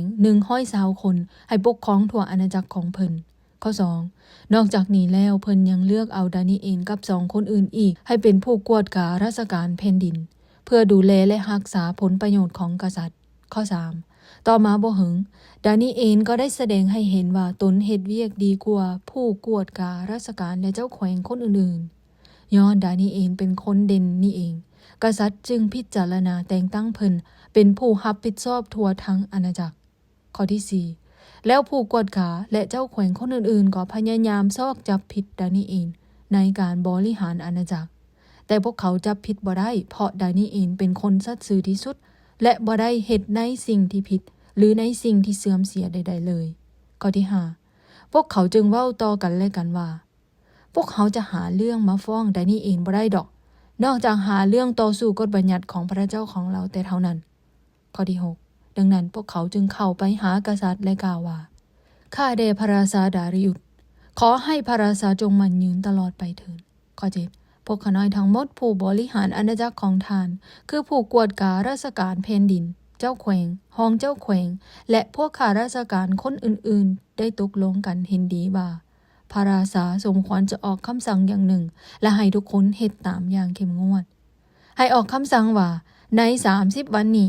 อย่าให้ผู้ใดภาวนาอธิษฐานขอสิ่งใดจากพระหรือคนใดๆทั้งสิ้นเว้นไว้แต่ขอจากพระราชาเท่านั้นผู้ใดผู้หนึ่งที่ฝ่าฝืนคำสั่งนี้จะถูกโยนเข้าไปในถ้ำสิงข้อที่ 8 ฉะนั้นขอให้พระราชาออกคำสั่งนี้และเซ็นชื่อลงในหนังสือหมายสำคัญเพื่อจะได้นำออกไปใช้บังคับเป็นกฎหมายของเมเดียและเปอร์เซียซึ่งเป็นกฎหมายที่เปลี่ยนแปลงบ่ได้ข้อ 9 โดยเหตุนี้กษัตริย์ดาริอุสจึงเซ็นชื่อลงในหนังสือคำสั่งนั้นข้อ 10 เมื่อดานิเอลรู้ว่าหนังสือคำสั่งได้เซ็นลงไปแล้วเพิ่นก็กลับคืนเมืองเฮือนของตนในห้องชั้นเทิงของเฮือนนั้นมีปองเยี่ยมอยู่3ปองปิ่นหน้าใส่นครเยรูซาเล็มอยู่ที่นั่นดังที่เคยปฏิบัติมาดานิเอลได้คุกเข่าลงต่อหน้าปองเยี่ยมที่ขายไว้ภาวนาอธิษฐานและโมทนาขอบพระคุณต่อพระเจ้าของเพิ่นวันละ3เทื่อดังที่เพิ่นเคยปฏิบัติมาแต่ก่อนข้อ 11 เมื่อพวกศัตรูของดานิเอลได้สังเกตเห็นเราภาวนาอธิษฐานและวิงวอนขอต่อหน้าพระเจ้าของเพิ่นข้อ 12 พวกเขาทั้งหมดจึงไปหากษัตริย์และฟ้องดานิเอลว่าข้าแด่พระราชาท่านได้เซ็นชื่อลงในหนังสือคำสั่งแล้วว่าในระหว่าง30วันต่อไปถ้าบุคคลหนึ่งคนใดภาวนาอธิษฐานขอสิ่งหนึ่งสิ่งใดจากพระหรือคนใดๆเว้นไว้แต่ขอจากทานบุคคลนั้นก็จะต้องถูกโยนเข้าไปในถ้ำสิงกษัตริย์จึงตอบว่าแม่นแล้วเป็นคำสั่งที่เด็ดขาดเป็นกฎหมายของเมเดียและเปอร์เซียซึ่งถูกเปลี่ยนแปลงบ่ได้ข้อที่ 13 แล้วพวกเขาก็เว้าต่อกษัตริย์ว่าดานิเอลผู้เป็นเสลยคนหนึ่งจากยูดาห์เราบ่ได้เคารพนับถือพระราชาหรือเชื่อฟังคำสั่งที่ท่านได้ประกาศออกไปนั่นเราได้ภาวนาอธิษฐานเป็นประจำวันละ3เทื่อข้อที่ 14 เมื่อกษัตริย์ได้ยินดังนี้เพิ่นก็เป็นทุกข์ใจและคิดหา2ทางช่วยเหลือดานิเอลเพิ่นคิดหา2ทางอยู่จนตะเวนตกดินข้อที่ 15 แล้วสายเหล่านั้นก็กลับมาหากษัตริย์และเว้าต่อเพิ่นว่าพระราชาก็ฮู้อยู่ว่าตามกฎหมายของเมเดียและเปอร์เซียนั้นบ่มีคำสั่งใดๆที่พระราชาประกาศออกไปแล้วถูกเปลี่ยนแปลงได้ข้อ 16 ดังนั้นกษัตริย์จึงออกคำสั่งให้โยนดานิเอลเข้าไปในถ้ำสิงเพิ่นกล่าวต่อดานิเอลว่าขอพระเจ้าของเจ้าผู้ที่เจ้าบัวระบัดรับใช้ด้วยความจงรักภักดีนั่นช่วยกู้เอาเจ้าเถิดข้อที่ 17 พวกเขาเอาก้อนหินมาอัดปากถ้ำไว้และกษัตริย์ก็ประทับกาของเพิ่นและกาของพระเจ้านายสั้นสูงใส่เทิงก้อนหินเพื่อบอกให้ผู้ใดช่วยกู้เอาดานิเอลได้ข้อที่ 18 แล้วกษัตริย์ก็กลับคืนเมืองวังของตนและนอนบ่หลับทั้งคืนทั้งบ่ได้กินอาหารหรือบ่ให้มีการม่วนซื่นลื่นเริงใดๆข้อที่ 19 กษัตริย์ตื่นแต่ดึกๆและเฝ้าไปที่ถ้ำสิงข้อ 20 เมื่อเพิ่นไปถึงที่นั่นแล้วเพิ่นจึงเอิ้นหาดานิเอลด้วยความกระวนกระวายใจว่าดานิเอลผู้รับใช้ของพระเจ้าองค์ทรงพระชนอยู่พระเจ้าองค์ที่เจ้ารับใช้ด้วยความจงรักภักดีนั้นสามารถช่วยเจ้าให้พ้นจากสิ่งได้บ่ข้อที่ 21 ดานิเอลตอบว่าขอให้พระราชาจงมั่นยืนตลอดไปเถิดข้อที่ 22 พระเจ้าได้ใช้เทวดาของพระองค์มาอัดปากสิ่งไว้เพื่อบ่ให้มันทำให้ข้าน้อยข้าแด่พระราชาพระเจ้าได้เฮ็ดดังนี้ย้อนพระองค์ฮู้ว่าข้าน้อยบ่มีความผิดหยังและข้าน้อยก็บ่ได้เฮ็ดผิดหยังต่อท่านข้อที่ 23 กษัตริย์ มีความสมสื่นยินดีที่สุดจึงสั่งให้ดึงดานีเอลขึ้นมาจากถ้ำฉะนั้นพวกเขาจึงดึงเอาดานีเอลขึ้นมาและเห็นว่าเพิ่นบ่ได้ถูกทำให้แต่อย่างใดเพราะเพิ่นไว้วางใจในพระเจ้าของเพิ่นข้อ24แล้วกษัตริย์ก็ออกคำสั่งให้จับสายทั้งหมดที่ฟ้องดานีเอลและให้โยนพวกเขาทั้งเมียและลูกๆลงไปในถ้ำสิงฝูงสิงได้โดดคูบกินพวกเขาและหักกระดูกทุกคนก่อนที่พวกเขาตกลงถึงพื้นถ้ำข้อที่25แล้วกษัตริย์ดาริอุสก็ได้เขียนข้อความส่งไปถึงประชาชนทุกชนชาติทุกเชื้อชาติและทุกภาษาในแผ่นดินโลกว่าขอความสุขสำราญจงมีแก่ท่านทั้งหลายเถิดข้อ26เฮาขอสั่งให้ทุกคนทั่วอาณาจักรของเฮาจงเคารพยำเกรงต่อหน้าพระเจ้าของดานีเอลพระองค์เป็นพระเจ้าองค์ทรงชีวิตอยู่และพระองค์ปกครองตลอดไปอาณาจักรของพระองค์จะบ่ถูกทำลายเลยฤทธิ์อำนาจของพระองค์จะบ่สูญสิ้นไปจากเถื่อข้อ27พระองค์เป็นพระผู้ช่วยและกอบกู้เอาชีวิตเฮาพระองค์กระทำสิ่งน่างึดง้อและการอัศจรรย์ทั้งสิ้นในสวรรค์และในแผ่นดินโลกก็ดีพระองค์ช่วยดานีเอลให้พ้นจากฝูงสิงได้ข้อที่28ต่อมาดานีเอลได้รับตำแหน่งอันสำคัญหลายในราชการของกษัตริย์ดาริอุสและในราชการของกษัตริย์ไซรัสคนเปอร์เซียดานีเอลเล่าเรื่องนิมิตของตนบทที่7ดานีเอลเห็นนิมิตเกี่ยวกับสัตว์4 ตัวข้อที่1ในปีทำอิฐแห่งราชการของเจ้าเบนซัดจาเรกษัตริย์แห่งบาบิโลนข้าพเจ้าได้ฝันและเห็นนิมิตในเวลากลางคืนฉะนั้นข้าพเจ้าจึงบันทึกความฝันนั้นไว้และต่อไปนี้แม่นบันทึกของความฝันข้อที่2ที่ข้าพเจ้าได้เห็นในคืนนั้นได้มีลมพัดมาจากทุกทิศตีหน้าน้ำมหาสมุทรให้เป็นฟองข้อ3แล้วก็มีสัตว์ใหญ่4 ตัวขึ้นมาจากมหาสมุทรนั้นสัตว์แต่ละตัวมีรูปหางแตกต่างกันข้อที่4ตัวทำอิฐเบิ่งคล้ายคือสิงแต่มีปีกเหมือนนกอินทรีในขณะที่ข้าพเจ้าเลี้ยวเบิ่งอยู่นั้นปีกของมันก็ถูกลกออกสัตว์ตัวนั้นถูกยกขึ้นและให้ยืนอยู่เหมือนคนแล้วมันก็ได้รับจิตใจดังมนุษย์ข้อที่5สัตว์ตัวที่2เบิ่งคล้ายคือหมีที่กำลังยืนอยู่ด้วยขาหลังของมันปากมันคาบกระดูก3 ซีกไว้และมีเสียงหนึ่งบอกมันว่าจงกินซีนต่อไปให้หลายๆข้อที่6ในขณะที่ข้าพเจ้ากำลังเลี้ยวเบิ่งอยู่นั้นก็มีสัตว์อีกตัวหนึ่งปรากฏขึ้นมาสัตว์ตัวนี้เบิ่งคล้ายคือเสือดาวแต่ทั้งหลังมี4 ปีกเหมือนปีกนกและมี4 หัวมันได้รับสิทธิ์อำนาจแห่งการเป็นใหญ่ข้อที่7ในขณะที่ข้าพเจ้ากำลังเฝ้าเบิ่งอยู่นั้นก็มีสัตว์ตัวที่4ปรากฏขึ้นมามันมีอำนาจหลายทั้งเป็นตาย้านและห้ายกาจด้วยแขวเล็กขนาดใหญ่นั้นมันได้ยำกินสิ่งที่เป็นเหยื่อของมันและทั้งเหยียบยำทิ่มมันมี10 เขาและบ่เหมือนกับสัตว์อื่นๆข้อ8ในขณะที่ข้าพเจ้ากำลังจ้องเบิ่งเขาเหล่านั้นข้าพเจ้าก็เห็นเขาน้อยๆอันหนึ่งโป่งออกมาจากเขาทั้งหมดและเฮ็ดให้เขา3 อันในนั้นหล่อนออกเขาน้อยนี่มีตาเหมือนมนุษย์และมีปากเว้าคุยโม้โอ้อวดอย่างจองหองดานีเอลเห็นนิมิตเกี่ยวกับผู้มีชีวิตตลอดไปข้อที่9ในขณะที่ข้าพเจ้ากำลังเบิ่งอยู่นั่นก็มีบัลลังก์หลายอันได้ถูกนำมาตั้งไว้เพิ่นผู้มีชีวิตอยู่ตลอดไปได้นั่งอยู่เทิงบัลลังก์อันหนึ่งในจำนวนบัลลังก์เหล่านี้เครื่องนุ่งของเพิ่นขาวเหมือนหิมะผมของเพิ่นเหมือนขนแกะบริสุทธิ์ผุดผ่องบัลลังก์ของเพิ่นที่อยู่เทิงล้อก็เป็นไฟลุกไหม้อยู่ข้อที่10และมีแป๋วไฟฟ้องออกจากที่นั่นมีหลายพันคนบัวระบัดหับไส้เพิ่นอยู่ที่นั่นและมีหลายล้านคนยืนอยู่ซองหน้าเพิ่นศาลเริ่มการพิพากษาและหนังสือต่างๆก็ถูกเปิดออกข้อ11ในขณะที่ข้าพเจ้ากำลังเบิ่งอยู่นั่นก็ได้ยินเสียงของเขาน้อยเว้าคุยโม้และโอ้อวดขึ้นเมื่อข้าพเจ้าเฝ้าเบิ่งอยู่สัตว์ตัวที่4ได้ถูกฆ่าและซากศพของมันก็ถูกโยนใส่ไฟเพื่อทำลายทิ่มข้อ12ส่วนสัตว์ตัวอื่นๆก็ถูกปลดออกจากอำนาจแต่พวกมันได้รับอนุญาตให้มีชีวิตอยู่ต่อไปข้อ13ในเวลากลางคืนระหว่างเกิดนิมิตนี้ข้าพเจ้าได้เห็นผู้หนึ่งมีรูปร่างเหมือนมนุษย์ เพิ่นยับเข้ามาใกล้ข้าพเจ้าเพิ่นมาถึงเมฆในสวรรค์และเพิ่นได้ไปหาผู้มีชีวิตอยู่ตลอดไปและเข้าเฝ้าเพิ่นข้อที่14เพิ่นได้รับสิทธิ์อำนาจเกียรติยศและอำนาจแห่งการเป็นใหญ่จนว่าทุกชนชาติทุกเชื้อชาติและทุกภาษาได้รับใช้เพิ่นสิทธิ์อำนาจของเพิ่นจะดำรงอยู่ตลอดไปและอาณาจักรของเพิ่นก็จะบ่สิ้นสุดเป็นจักเทื่อดานีเอลได้รับความหมายของนิมิตข้อที่15นิมิตที่ข้าพเจ้าได้เห็นนั้นเฮ็ดให้ข้าพเจ้าตื่นตกใจและข้าพเจ้าก็เป็นทุกข์ใจที่สุดข้อที่16ข้าพเจ้าจึงขึ้นไปหาทานผู้หนึ่งที่ยืนอยู่ที่นั่นและขอห้องเพิ่นให้อธิบายเรื่องทั้งหมดนี้ฉะนั้นเพิ่นจึงบอกความหมายแก่ข้าพเจ้าข้อที่17เพิ่นบอกว่าสัตว์ใหญ่4ตัวเหล่านี้แม่นอาณาจักรทั้ง4ที่จะเกิดขึ้นในแผ่นดินโลกข้อ18ประชาชนของพระเจ้าองค์สูงสุดจะได้รับอำนาจแห่งกษัตริย์และจะรักษาอำนาจนั้นไว้ได้ตลอดไปข้อ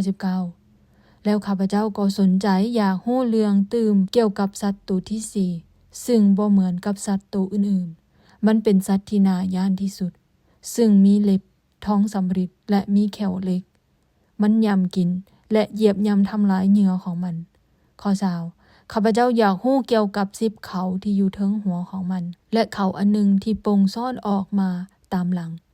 ซึ่งเฮ็ดให้3เขาหล่อนออกนั่นเขาอันนี้มีตาและมีปากเว้าคุยโอ้อวดอย่างจองหองมันเป็นหน้าเก่งกว่าหลายกว่าเขาอื่นๆข้อ21ในขณะที่ข้าพเจ้ากำลังเลี้ยวเบิ่งอยู่นั้นเขาอันนั้นก็ได้หบซึกกับประชาชนของพระเจ้าและได้รับชัยชนะข้อ22แล้วองค์ทรงพระชนอยู่ตลอดไปก็ได้มาประกาศตัดสินเข้าข้างประชาชนของพระเจ้าองค์สูงสุดเวลาของประชาชนของพระเจ้าที่ต้องรับอำนาจแห่งกษัตริย์ได้มาถึงแล้วข้อ23ต่อไปนี้แม่นการแก้ความฝันที่ข้าพเจ้าได้รับดังนี้สัตว์ตัวที่4แม่นจักรภพที่4ที่จะเกิดขึ้นทั้งแผ่นดินโลกและจะแตกต่างจากจักรภพอื่นๆทั้งปวงมันจะเหยียบย่ำทำลายแผ่นดินโลกทั้งหมดให้หมุนข้อ24 10เขานั่นแม่นกษัตริย์10คนที่จะปกครองจักรภพนั้นแล้วจะมีกษัตริย์อีกองค์หนึ่งปรากฏตัวขึ้นกษัตริย์คนนี้จะแตกต่างจากกษัตริย์คนก่อนหลายและเพิ่นจะโค่นล้มกษัตริย์3คนนั่นเสียข้อ25เพิ่นจะเว้าต่อสู่พระเจ้าองค์สูงสุดและจะข่มเหงประชาชนของพระเจ้าเพิ่นจะพยายามเปลี่ยนแปลงกฎหมายและวันฉลองต่างๆทางศาสนาและประชาชนของพระเจ้าจะอยู่ใต้อำนาจของเพิ่นเป็นเวลา3 ปีครึ่ง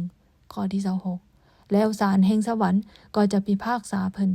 จะถอนอำนาจของเพิ่นและจะทำลายเพิ่นจนหมดสิ้นข้อ27อำนาจและความยิ่งใหญ่ของอาณาจักรทั้งหมดในแผ่นดินโลกนั้นจะถูกมอบให้แก่ประชาชนของพระเจ้าองค์สูงสุดอำนาจแห่งกษัตริย์ของพวกเขาจะบ่สิ้นสุดไปและบรรดาผู้ปกครองทั้งหมดที่ถึงแผ่นดินโลกจะรับใช้และเชื่อฟังพวกเขาข้อ28นี่แม่นบทสุดท้ายของเรื่องข้าพเจ้าตกใจย่านกลัวจนหน้าซีดไปแต่ข้าพเจ้าก็ยังจื้อจำเรื่องราวทั้งหมดนี้ไว้ได้บทที่8ดานีเอลเห็นนิมิตเกี่ยวกับแกะและแพะข้อที่1ในปีที่3ที่เบนซัสซาเรเป็นกษัตริย์นั้นข้าพเจ้าได้เห็นนิมิตเป็นเธอที่2ข้อ2ในนิมิตนั้นข้าพเจ้าเห็นในทันทีว่าตนเองอยู่ในเมืองซูซาเป็นเมืองที่มีกำแพงอ้อมรอบในแขวงเอลามข้าพเจ้ากำลังยืนอยู่ใกล้แม่น้ำอูไลข้อ3และข้าพเจ้าได้เงยหน้าขึ้นและได้เห็นแกะทึกตัวหนึ่งที่มีเขา2เขาทั้ง2สูงแต่เขาหนึ่งสูงกว่าอีกเขาหนึ่งและเขาที่สูงนั่นโป่งมาตามหลังข้อ4ข้าพเจ้าเห็นแกะนั้นสิทธิ์เขาไปทางทิศตะวันตกทางทิศเหนือและทางทิศใต้บ่มีสัตว์ตัวใดที่ต้านทานหรือหนีไปพ้นจากอำนาจของมันได้มันเฮ็ดตามใจและมักใหญ่ไฟสูงข้อที่5ในขณะที่ข้าพเจ้ากำลังคิดถึงสิ่งที่ได้เห็นอยู่นั้นก็มีแบ้ตัวหนึ่งแล่นไว้ที่สุดจนตีนวิดดินมาจากทิศตะวันตกมันมีเขาสำคัญเขาหนึ่งอยู่ระหว่างตา2เบื้องข้อ6มันมาหาแกะตัวที่ข้าพเจ้าได้เห็นยืนอยู่แคมแม่น้ำนั้นและแล่นเข้าซนแกะตัวนั้นจนหมดแรงของมันข้อ7ส่วนข้าพเจ้าก็ซ้อมเบิงมันซนแกะตัวนี้อยู่แบ้โหดห้ายหลายและทุ่มแหงทั้งหมดซนแกะจนเขาทั้งสองของแกะหักไปฝ่ายแกะบ่มีแหงต้านทานมันได้มันถูกแบ้สิทธิ์ ล้มลงดินและถูกเหยียบย่ำและบ่มีผู้ใดช่วยแกะให้พ้นได้ข้อ8ฝ่ายแบ้ก็ยิ่งมีความเย่อหยิ่งจองห้องหลายขึ้นแล้วในเวลาที่มันมีอำนาจแข็งหลายนั้นเขาของมันก็หักออกแต่มี4เขาที่สำคัญได้โป่งออกมาแทนแต่ละเขาก็ซี้ไปทิศทางต่างกันข้อ9แล้วก็มีเขาน้อยอันหนึ่งโป่งออกมาจากเขาอันหนึ่งใน4เขานี้มันได้แสดงอำนาจของมันไปทางทิศใต้และทิศตะวันออกและไปสู่ดินแดนแห่งพระสัญญาข้อที่10มันแข็งแรงพอที่จะโจมตีกองทัพแห่งฟ้าสวรรค์คือตะเวนเดือนดวงดาวต่างๆนั่นเองและมันได้โยนดวงดาวบางกลุ่มเหล่านั้นลงมาสู่ดินแล้วเหยียบทิ่มข้อ11มันโจมตีแม้แต่กองทัพแห่งฟ้าสวรรค์โดยห้ามปรามบ่ให้ผู้ใดนำเครื่องเผาบูชาประจำวันมาถวายแก่กองทัพและทั้งทำลายม้างเพพระวิหารของพระองค์ด้วยข้อ12ประชาชนได้เฮ็ดบาปแทนการเผาบูชาประจำวันและปะทิ่มความจริงแห่งศาสนาเขาอันนี้ได้กระทำทุกสิ่งเป็นผลสำเร็จข้อที่13แล้วข้าพเจ้าก็ได้ยินเทวดา2ตนถามกันว่าสิ่งที่เกิดขึ้นในนิมิตนี้จะสืบต่อไปอีกโดนนานปานใดการบาปอันชั่วร้ายแทนการเผาเครื่องบูชาประจำวันจะมีอยู่ดนปานใดกองทัพแห่งสวรรค์และพระวิหารจะถูกเหยียบย่ำทำลายอยู่ดนนานปานใดข้อ14ข้าพเจ้าได้ยินเทวดาอีกตนหนึ่งตอบว่าเหตุการณ์นี้จะดำเนินต่อไปเป็นเวลา 1,150 วันในระหว่างนี้จะบ่มีการถวายเครื่องบูชายามแลงและยามเช้าแล้วพระวิหารก็จะได้ถูกสร้างขึ้นใหม่เทวดาคับรีเอนอธิบายเรื่องนิมิตข้อที่15ข้าพเจ้าพยายามเข้าใจความหมายของนิมิตและทันใดนั้นก็มีชายคนหนึ่งยืนอยู่ต่อหน้าข้าพเจ้าข้อ16แล้วข้าพเจ้าก็ได้ยินเสียงหนึ่งห้องมาแต่ทางแม่น้ำอูไลว่าคับรีเอนเอ๋ยจงอธิบายความหมายของสิ่งที่เราได้เห็นนั้นให้เราฮู้แดข้อที่17คับรีเอนจึงมายืนอยู่ที่ข้างข้าพเจ้าและข้าพเจ้าก็ตกใจหลายจนล้มลงกับพื้นดินคับรีเอนได้กล่าวแก่ข้าพเจ้าว่ามนุษย์เอ๋ยจงเข้าใจความหมายเถิดนิมิตนั่นเป็นจุดชี้บอกการสิ้นสุดของโลกข้อที่18ในขณะที่คับรีเอนกำลังเว้าอยู่นั้นข้าพเจ้าก็หมดสติไปและสลบล้มลงกับบอน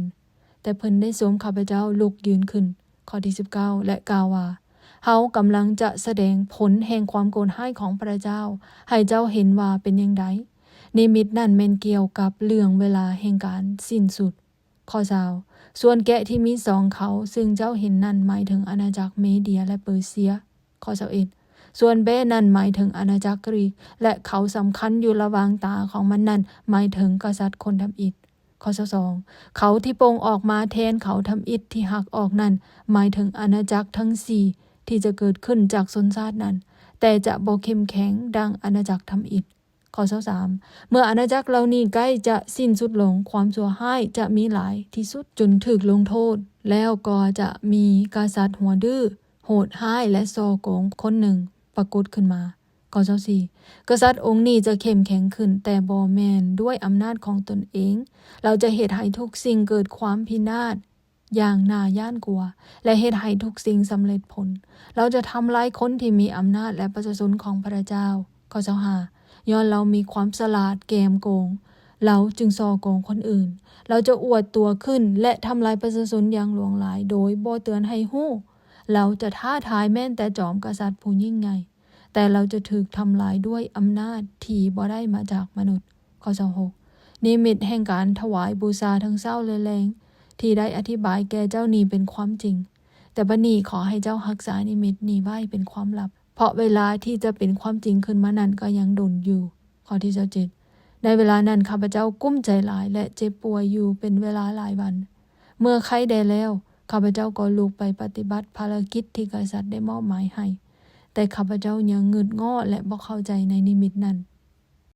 บทที่9ดานิเอลภาวนาอธิษฐานเพื่อประชาชนของตนข้อที่1ดาริอุสคนเมเดียลูกชายของเซเสดได้ปกครองอาณาจักรบาบิโลนในปีทำอิฐข้อ2ข้าพเจ้าได้เข้าใจจำนวนปีในหนังสือต่างๆที่ถ้อยคำของพระเจ้ายาเวได้กล่าวไว้กับผู้ทำหน่วยเยเรมียาว่านครเยรูซาเล็มต้องตกในสภาพหกห้างเพพังเป็นเวลา70 ปีข้อ3ข้าพเจ้าตั้งหน้าภาวนาอธิษฐานขอต่อองค์พระผู้เป็นเจ้าพระเจ้า ถือศีลอดอาหารนุ่งเสื้อผ้ากระสอบข้าวและนั่งในขี้เถ้าไฟข้อ4ข้าพเจ้าภาวนาอธิษฐานต่อพระเจ้ายาเวห์พระเจ้าของข้าพเจ้าและสารภาพการบาปว่าข้าแด่องค์พระผู้เป็นเจ้าองค์ยิ่งใหญ่สูงสุดและพระเจ้าที่น่ายำเกรงย่านกลัวพระองค์เฮ็ดตามพันธสัญญาของพระองค์และสำแดงความหักอันมั่นคงต่อผู้ที่หักพระองค์และต่อผู้ที่ปฏิบัติตามคำสั่งของพระองค์ข้อที่5พวกข้าน้อยเฮ็ดบาปเฮ็ดชั่วและเฮ็ดผิดพวกข้าน้อยบ่ได้เฮ็ดตามที่พระองค์สั่งให้เฮ็ดและได้ปฏิเสธสิ่งถูกต้องที่พระองค์สำแดงให้เห็นข้อ6พวกข้าน้อยบ่ได้ยอมรับผู้ทำหน่วยคือผู้รับใช้ของพระองค์ผู้ที่เว้าในนามของพระองค์ต่อบรรดากษัตริย์บรรดาผู้ปกครองบรรดาบรรพบุรุษของพวกข้าน้อยและชนชาติทั้งหมดของพวกข้าน้อยข้อ7ข้าได้องค์พระผู้เป็นเจ้าพระองค์กระทำในสิ่งที่ยุติธรรมเสมอแต่พวกข้าน้อยได้นำเอาแต่ความเสื่อมเสียมาสู่พวกข้าน้อยเองอยู่เรื่อย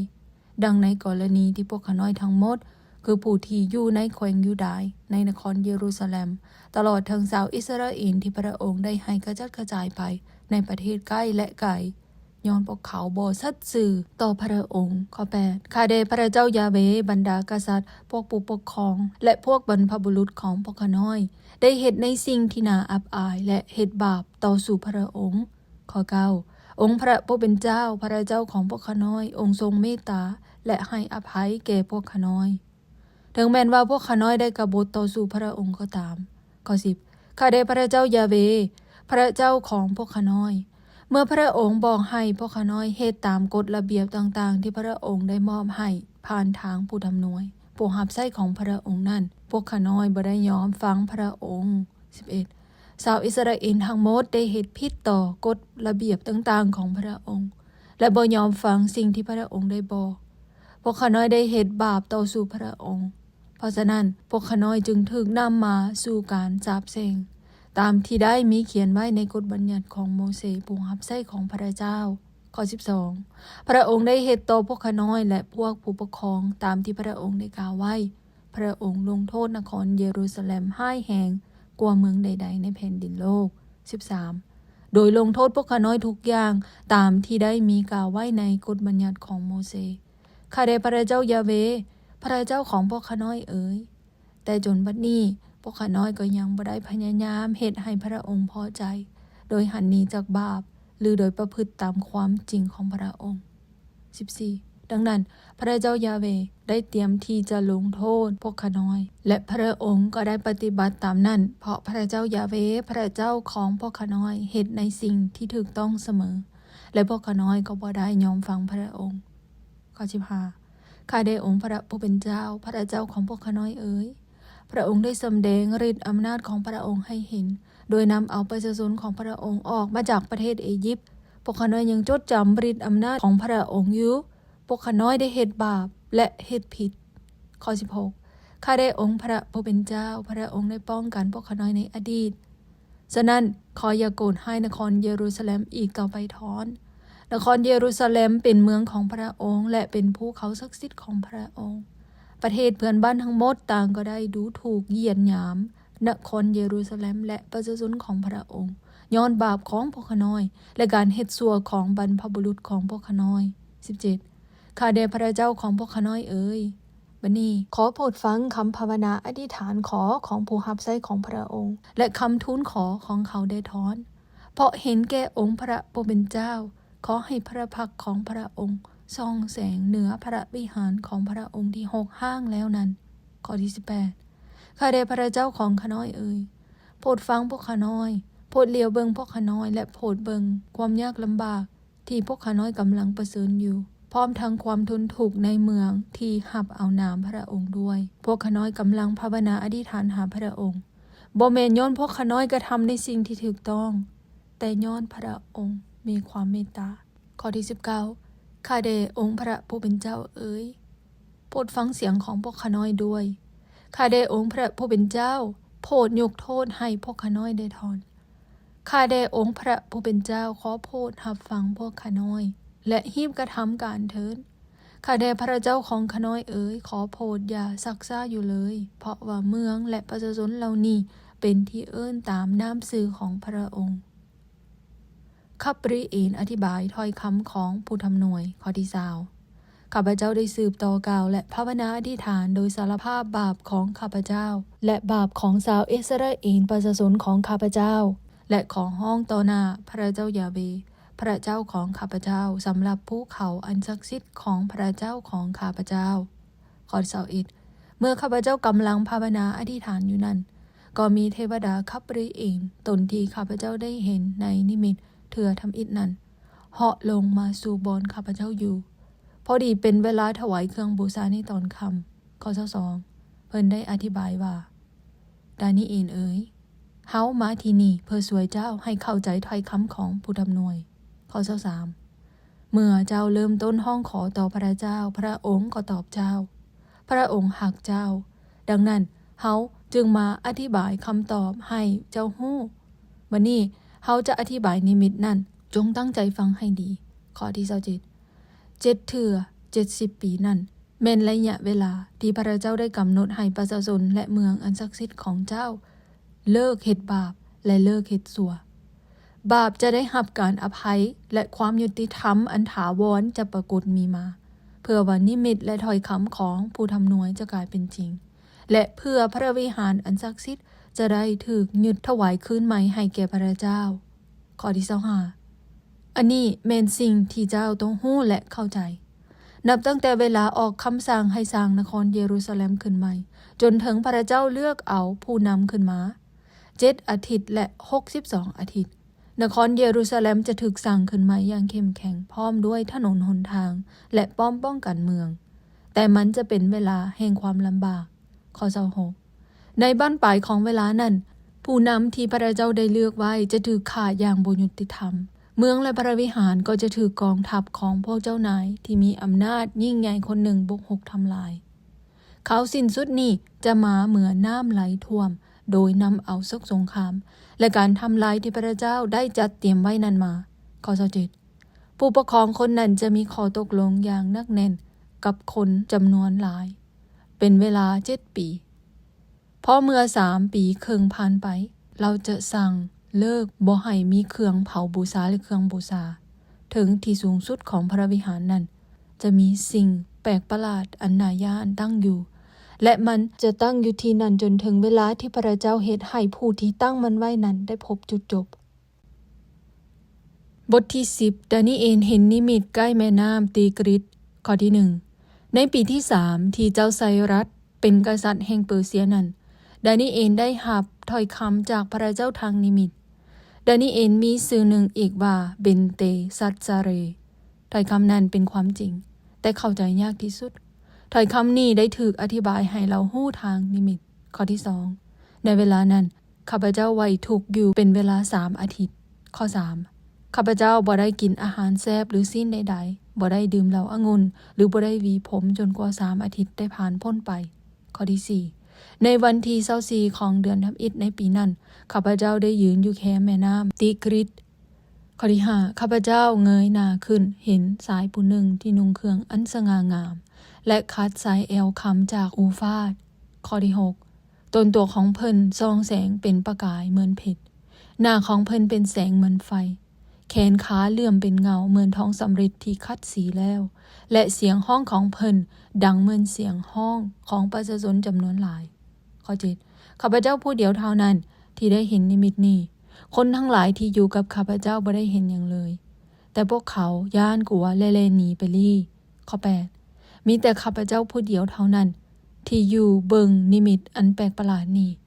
ข้าพเจ้าบ่มีเหือแห้งเหลืออยู่เลยและสีหน้าก็เปลี่ยนแปลงไปจนบ่มีผู้ใดจื้อข้าพเจ้าได้ข้อ9เมื่อข้าพเจ้าได้ยินเสียงนี้ข้าพเจ้าก็หมดสติล้มลงกับพื้นดินและมูบหน้าอยู่ที่นั่นข้อ10แล้วมีมือหนึ่งโสมข้าพเจ้าให้ลุกโดยสู้หัวเข่าและมือของข้าพเจ้าขึ้นแต่ตัวก็ยังสั่นอยู่ข้อ11เพิ่นได้กล่าวกับข้าพเจ้าว่าดานิเอลเอ๋ยพระเจ้าหักเจ้าจงลุกขึ้นและตั้งใจฟังสิ่งที่เฮาจะกล่าวพระเจ้าได้ใช้เฮามาหาเจ้า เมื่อเพิ่นกล่าวดังนี้แล้วข้าพเจ้าก็ลุกยืนขึ้นแต่ตัวก็ยังสั่นอยู่ข้อ12ต่อมาเพิ่นได้กล่าวต่อไปว่าดานีเอลเอ๋ยอย่าสุย่านกลัวเลยมื้อทำอิฐที่เจ้าตัดสินใจถ่อมตัวลงภาวนาอธิษฐานและขอความเข้าใจต่อหน้าพระเจ้าของเจ้าพระองค์ได้รับฟังคำภาวนาอธิษฐานของเจ้าแล้วเฮามาก็เพื่อตอบคำภาวนาอธิษฐานของเจ้าข้อ13เทวดาตนที่พิทักษ์รักษาอาณาจักรเปอร์เซียได้คัดขวางเฮาไว้เป็นเวลา21วันแล้วมีคาเอนเทวดาสั้นหัวหน้าตนหนึ่งได้มาช่วยเฮาเพราะเฮาถูกยับยั้งไว้อยู่ในอาณาจักรเปอร์เซียข้อ14เฮามาเพื่อเฮ็ดให้เจ้าเข้าใจในสิ่งที่จะเกิดขึ้นกับประชาชนของเจ้าในอนาคตอันนี้แม่นนิมิตเกี่ยวกับอนาคตข้อ15เมื่อเพิ่นกล่าวดังนี้แล้วข้าพเจ้าก็ก้มหน้าลงโดยบ่เว้าหยัง16แล้วเทวดาตนหนึ่งที่มีรูปร่างเหมือนมนุษย์ก็เดมือออกมาบายหิมศพของข้าพเจ้าจึงเว้ากับเพิ่นที่ยืนอยู่ข้างหน้าว่านายเอ๋ยนิมิตนี้เฮ็ดให้ข้าน้อยอ่อนแรงหลายจนข้าน้อยบ่เซาสันเซนข้อ17ข้าน้อยเป็นดังข้าทาสคนหนึ่งที่ยืนอยู่ต่อหน้านายของตนข้าน้อยจะเว้ากับทานได้อย่างไรข้าน้อยบ่มีแรงหรือมีลมหายใจเหลืออยู่เลยข้อ18แล้วเพิ่นก็จับปลายข้าพเจ้าอีกเทื่อหนึ่งข้าพเจ้าจึงรู้สึกมีแรงขึ้นข้อ19เพิ่นกล่าวว่าพระเจ้าฮักเจ้าดังนั้นอย่าให้สิ่งใดเฮ็ดให้เจ้าอุกใจหรือย่านกลัวเลยเมื่อเพิ่นได้กล่าวดังนี้แล้วข้าพเจ้าก็รู้สึกมีแรงขึ้นและเว้าว่านายเอ๋ยจงบอกสิ่งที่ท่านจะต้องกล่าวนั่นสู่ข้าน้อยฟังแด่ท่านได้เฮ็ดให้ข้าน้อยมีแรงขึ้นแด่แล้วข้อที่20-21แล้วเพิ่นก็กล่าวว่าเจ้าบ่ฮู้บ่ว่าเป็นหยังเฮาจึงมาหาเจ้าเฮามาวันนี้เพื่อเปิดเผยให้เจ้ารู้ในสิ่งที่มีเขียนไว้ในหนังสือแห่งความจริงบัดนี้เฮาจะต้องคืนไปต่อสู้กับเทวดาตนที่พิทักษ์รักษาประเทศเปอร์เซียหลังจากนั้นแล้วเทวดาตนที่พิทักษ์รักษาประเทศกรีกก็จะมาปรากฏบ่มีผู้ใดช่วยเหลือเฮานอกจากมีข้าเองเทวดาตนที่พิทักษ์รักษาประเทศอิสราเอลบทที่11ข้อที่1ในต้นปีที่1ของรัชกาลของดาริอุสคนมีเดียเฮาได้ยืนหยัดและสนับสนุนป้องกันเพิ่นข้อ2สิ่งที่เฮาจะบอกต่อไปนี้เป็นความจริงอาณาจักรอียิปต์และซีเรียเทวดาได้กล่าวว่ามีกษัตริย์อีก3คนที่จะปกครองประเทศเปอร์เซียติดตามด้วยคนที่4ผู้นี้จะหังมีกว่าคนอื่นๆทั้งหมดในเวลาที่เราเข้มแข็งและมีทรัพย์สมบัติอย่างหลวงหลายอยู่นั้นเราจะท้าทายกับอาณาจักรกรีกข้อที่3แล้วก็จะมีกษัตริย์ผู้กล้าหาญคนหนึ่งเพิ่นจะปกครองทั่วจักรภพหนึ่งที่ใหญ่และจะเฮ็ดทุกสิ่งตามใจปรารถนาข้อ4แต่ในเวลาที่เพิ่นมีอำนาจยิ่งใหญ่นั้นอาณาจักรของเพิ่นจะแตกแยกและจะถูกแบ่งออกเป็น4ส่วนบรรดากษัตริย์ที่บ่ได้สืบเชื้อสายมาจากเพิ่นจะปกครองแทนเพิ่นแต่พวกนี้จะบ่มีอำนาจดังที่เพิ่นได้มีข้อที่5กษัตริย์แห่งอียิปต์จะเข้มแข็งขึ้นแต่ถึงอย่างไรก็ดีจะมีนายทหารของเพิ่นผู้หนึ่งเข้มแข็งกว่าเพิ่นและจะปกครองอาณาจักรหนึ่งที่ยิ่งใหญ่กว่าข้อ6หลังจากนั้นมาหลายปีกษัตริย์แห่งอียิปต์จะให้ลูกสาวของตนแต่งงานกับกษัตริย์แห่งซีเรียเพื่อเป็นพันธมิตรกันแต่พันธมิตรจะอยู่บ่ได้หึงเพราะนางพร้อมทั้งผัวทั้งลูกและพวกคนรับใช้ที่ไปกับนางนั้นจะถูกฆ่าหมดข้อที่7อีกบ่ดนคนหนึ่งในพี่น้องของนางก็จะกลายเป็นกษัตริย์เราจะโจมตีกองทัพซีเรียเข้าไปยึดเอาป้อมและมีไซเหนือพวกเขาข้อ8เราจะเอารูปเคารพของพวกเขาพร้อมด้วยสิ่งของที่เฮ็ดด้วยเงินด้วยคำและขนทางหมดไปประเทศอียิปต์หลังจากนั้นจะมีความสงบสุขอยู่หลายปีข้อที่9แล้วกษัตริย์แห่งซีเรียก็จะยกทัพเข้าโจมตีประเทศอียิปต์แต่จะถูกกองทัพอียิปต์ตีโต้ตอบจนพ่ายแพ้ไปข้อ10บรรดาลูกชายของกษัตริย์แห่งซีเรียจะเตรียมสู่รบและจะรวบรวมกองทัพไว้เป็นจำนวนหลวงหลายคนหนึ่งในพวกเขาจะตีชนะอย่างไววาดังน้ำไหลท่วมและโจมตีเอาป้อมแห่งหนึ่งของศัตรูข้อ11กษัตริย์แห่งอียิปต์จะเข้าสู่สงคราม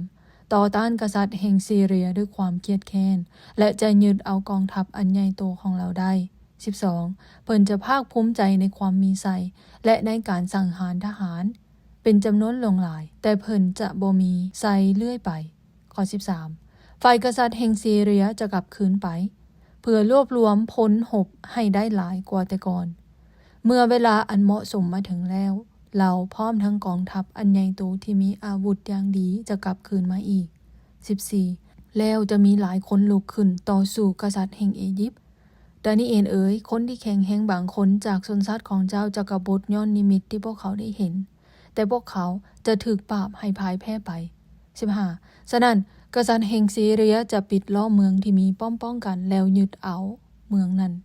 พวกทหารอียิปต์จะเซาต่อสู้แม้แต่ทหารที่เก่งกล้าที่สุดก็บ่แข็งแรงพอข้อ16ชาวซีเรียผู้บุกรุกจะเฮ็ดทุกอย่างตามความพอใจโดยบ่มีการต่อต้านเราจะอยู่ในดินแดนแห่งพระสัญญาและจะมีอำนาจสมบูรณ์ในดินแดนนั้นข้อ17กษัตริย์แห่งซีเรียจะวางแผนหุกหานโดยใช้กองทัพทั้งหมดของตนฉะนั้นเพื่อทำลายอาณาจักรที่เป็นศัตรูเราจึงสร้างพันธมิตรกับกษัตริย์แห่งอียิปต์โดยมอบลูกสาวของตนให้แต่งงานกับกษัตริย์ผู้นี้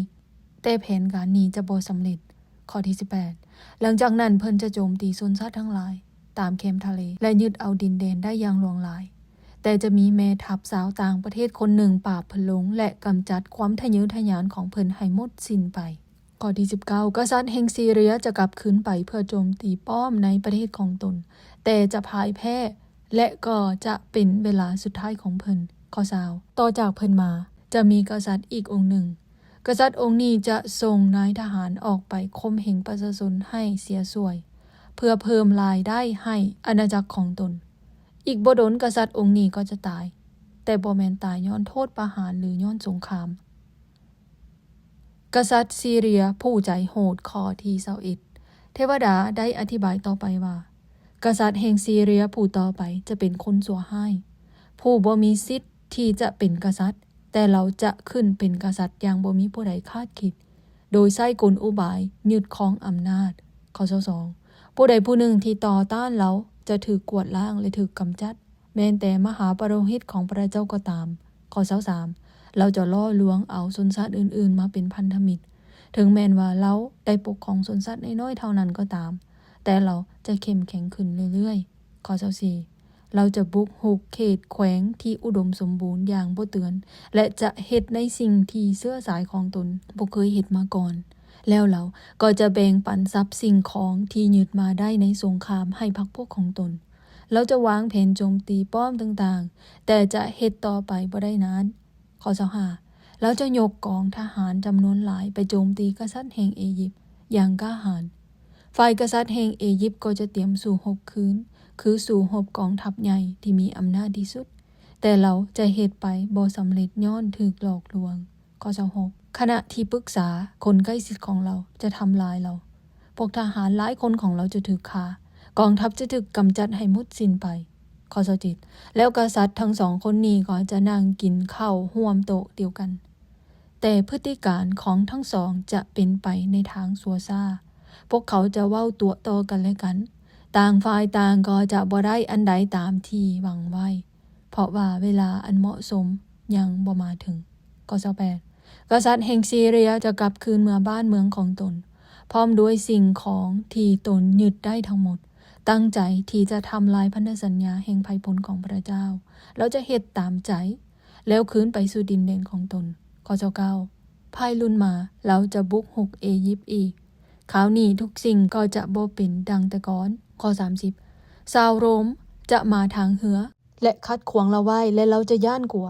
แล้วเราก็จะกลับคืนไปด้วยความเครียดแค้นและจะวางแผนทำลายพันธสัญญาแห่งภัยพลของพระเจ้า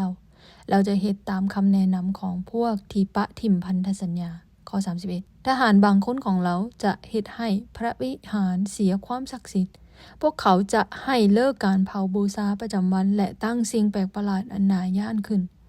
32ฝ่ายกษัตริย์จะใช้กลอุบายเอาชนะคนอื่นๆที่ปะทิ่มพันธสัญญาของตนแล้วแต่พวกที่บัวระบัดพระเจ้าก็จะต่อสู้คืน33พวกผู้นำที่มีปัญญาจะแบ่งปันความรู้ให้แก่คนอื่นหลายคนแต่ในส่วนเวลาหนึ่งพวกเขาบางคนจะถูกฆ่าในสนามรบและถูกเผาให้ตายบางคนก็จะถูกปล้นและถูกจับไปเป็นเสลย34ในขณะที่มีการฆ่าฟันกันอยู่นั้นประชาชนของพระเจ้าจะได้รับความช่วยเหลือน้อยเดียว ย้อนหลายคนที่มาช่วยเหลือพวกเขานั้นจะเฮ็ดไปเพื่อเห็นแก่ประโยชน์ส่วนตัวข้อ35ผู้นำที่มีปัญญาเหล่านี้บางคนจะถูกฆ่าแต่ผลที่ตามมานั้นก็เพื่อประชาชนจะได้ถูกชำระล้างให้บริสุทธิ์การนี้จะมีสืบต่อไปจนถึงเวลาแห่งการสิ้นสุดที่พระเจ้าได้กำหนดไว้ข้อ36กษัตริย์แห่งซีเรียจะเฮ็ดตามใจมักเราจะโอ้อวดว่าตนเป็นผู้ยิ่งใหญ่กว่าพระใดๆและอวดว่าตนสูงสุดกว่าพระเจ้าองค์สูงสุดเราจะสามารถเฮ็ดไปดังนี้จนเวลาที่พระเจ้าลงโทษเรามาถึงพระเจ้าจะเฮ็ดอย่างนี้แท้ตามที่พระองค์ได้วางแผนไว้ข้อ37กษัตริย์แห่งซีเรียจะบ่สนใจนำพระที่พวกบรรพบุรุษของตนเคยรับใช้มาและพระที่พวกผู้หญิงหักและนับถือนั้นแท้จริงแล้วเราจะบ่สนใจนำพระใดๆเลยเพราะเราคิดว่าตนยิ่งใหญ่กว่าพระเหล่านั้น38แต่แทนที่เราจะให้เกียรติพระที่คุ้มครองป้องกันเมืองเราจะถวายเงินคำเพชรพลอยและสิ่งของมีค่าอื่นๆให้แก่พระตนหนึ่งที่บรรพบุรุษของตนบ่เคยขาบายมาก่อนข้อ39เพื่อรักษาป้องกันเมืองของตนไว้เราจะสวยไส้พวกที่ขาบายพระต่างชาติเราจะให้เกียรติอย่างสูงเพราะพวกที่ยอมรับเอาตนเป็นผู้ปกครองทั้งจะมอบตำแหน่งอันสูงทางราชการให้และมอบที่ดินให้เป็นของขวัญแก่พวกเขาข้อที่40เมื่อเวลากำหนดของกษัตริย์แห่งซีเรียใกล้จะหมดแล้วกษัตริย์แห่งอียิปต์จะโจมตีเราแต่เราจะใช้กำลังอำนาจทั้งหมดต่อสู้คืนคือใช้รถรบฝูงม้าหบและเรือเป็นจำนวนหลายเราจะบุกโจมตีหลายประเทศเหมือนน้ำไหลท่วม41เราจะบุกหุกโจมตีแม้แต่ดินแดนแห่งพระสัญญาและฆ่าคนตายเป็นหมื่นๆแต่ส่วนประเทศเอโดมโมอาบและสิ่งที่ยังเหลืออยู่ในอัมโมนจะลบหลีกไปได้42เราบุกโจมตีหลายประเทศแม้แต่อียิปต์เราก็จะบ่จงข้อ43เราจะขนเอาเครื่องเงินเครื่องคำและทรัพย์สมบัติอันมีค่าอื่นๆของอียิปต์ไปเราจะมีไซเหนือประเทศลิเบียและประเทศเอธิโอเปีย44แล้วข่าวที่มาจากทิศตะวันออกและจากทิศเหนือจะเฮ็ดให้เราตกใจและเราจะสู้รบอย่างโหดเหี้ยมโดยฆ่าคนอย่างหลวงหลาย45เราจะกางเต็นท์หลวงขนาดใหญ่ไว้ระหว่างทะเลกับภูเขาบริสุทธิ์ที่งดงามแต่เราจะตายไปโดยบ่มีผู้ใดในที่นั้นช่วยเราได้บทที่12เวลาแห่งการสิ้นสุดข้อที่1ในเวลานั้นมิคาเอลเทวดาตนใหญ่ผู้ที่รักษาประชาชนของพระองค์จะมาปรากฏแล้วก็จะมีการลำบากนักเกิดขึ้นอย่างบ่เคยมีมานับตั้งแต่มีชนชาติทั้งหลายเมื่อถึงเวลานั้นประชาชนทั้งปวงของเจ้าที่มีชื่อในหนังสือของพระเจ้าจะได้พ้นข้อ2หลายคนในพวกเหล่านี้ที่ตายไปแล้วจะมีชีวิตอีกคือบางคนจะมีความพออกพอใจกับชีวิตอันตลอดไปเป็นนิจบางคนจะทนทุกข์อย่างอับอายตลอดไปข้อ3พวกผู้ที่มีปัญญาจะรุ่งเรืองเหมือนดวงดาวสว่างไสวที่ถึงท้องฟ้าผู้ที่สั่งสอนคนทั้งหลายให้เฮ็ดในสิ่งที่ถูกต้องก็จะรุ่งเรืองตลอดไปเหมือนดวงดาวข้อ4แต่เจ้าดานิเอลเอ๋ยให้เจ้าห้ำหนังสือมนต์นั้นและตีตาประทับใส่ไว้จนเวลาแห่งการสิ้นสุดของโลกมาถึงในเวลานั้นคนจำนวนหลวงหลายจะแล่นไปแล่นมาและความรู้จะเพิ่มทวีขึ้นข้อ5แล้วข้าพเจ้าก็ได้เห็น2คนยืนอยู่แคมแม่น้ำคนละเบื้องข้อ6คนหนึ่งใน2คนนี้ได้ถามผู้ชายที่นุ่งห่มผ้าป่านผู้ที่ยืนอยู่เหนือน้ำขึ้นไปนั่นว่ายังอีกดนปานใดสิ่งอัศจรรย์เหล่านี้จะหมดสิ้นไปข้อที่7ชายที่นุ่งห่มผ้าป่านผู้ที่ยืนอยู่เหนือน้ำได้ยกมือขวาและมือซ้ายของเพิ่นขึ้นสู่ฟ้าสวรรค์และข้าพเจ้าได้ยินเพิ่นสาบานโดยองค์ทรงอำนาจอยู่ตลอดไปเป็นนิจว่าจะเป็นเวลา3 ปีครึ่งเมื่อการประหัตประหารภัยพ้นของพระเจ้าสิ้นสุดลงแล้วสิ่งทั้งหมดเหล่านี้จะต้องเกิดขึ้นข้อ8ข้าพเจ้าได้ยินสิ่งที่เพิ่นกล่าวแต่บ่เข้าใจฉะนั้นข้าพเจ้าจึงถามว่านายเอ๋ยสิ่งนี้จะสิ้นสุดลงได้อย่างไรข้อที่9เพิ่นตอบว่าดานิเอลเอ๋ยเจ้าต้องไปเดี๋ยวนี้เพราะคำเว้าเหล่านี้จะถูกปกปิดไว้เป็นความลับจนเวลาแห่งการสิ้นสุดนั้นได้มาถึงข้อ10หลายคนจะถูกสำละให้บริสุทธิ์พวกที่ชั่วช้าทั้งหลายจะบ่เข้าใจแต่พวกเขาจะเป็นคนชั่วอยู่ต่อไปมีแต่พวกมีปัญญาเท่านั้นที่จะเข้าใจ ข้อที่11ตั้งแต่การถวายเครื่องเผาบูชาประจำวันถูกยกเลิกไปหมายความว่าแต่เวลาตั้งสิ่งแปลกประหลาดอันน่าย้านขึ้น 1,290 วันจะผ่านพ้นไปข้อ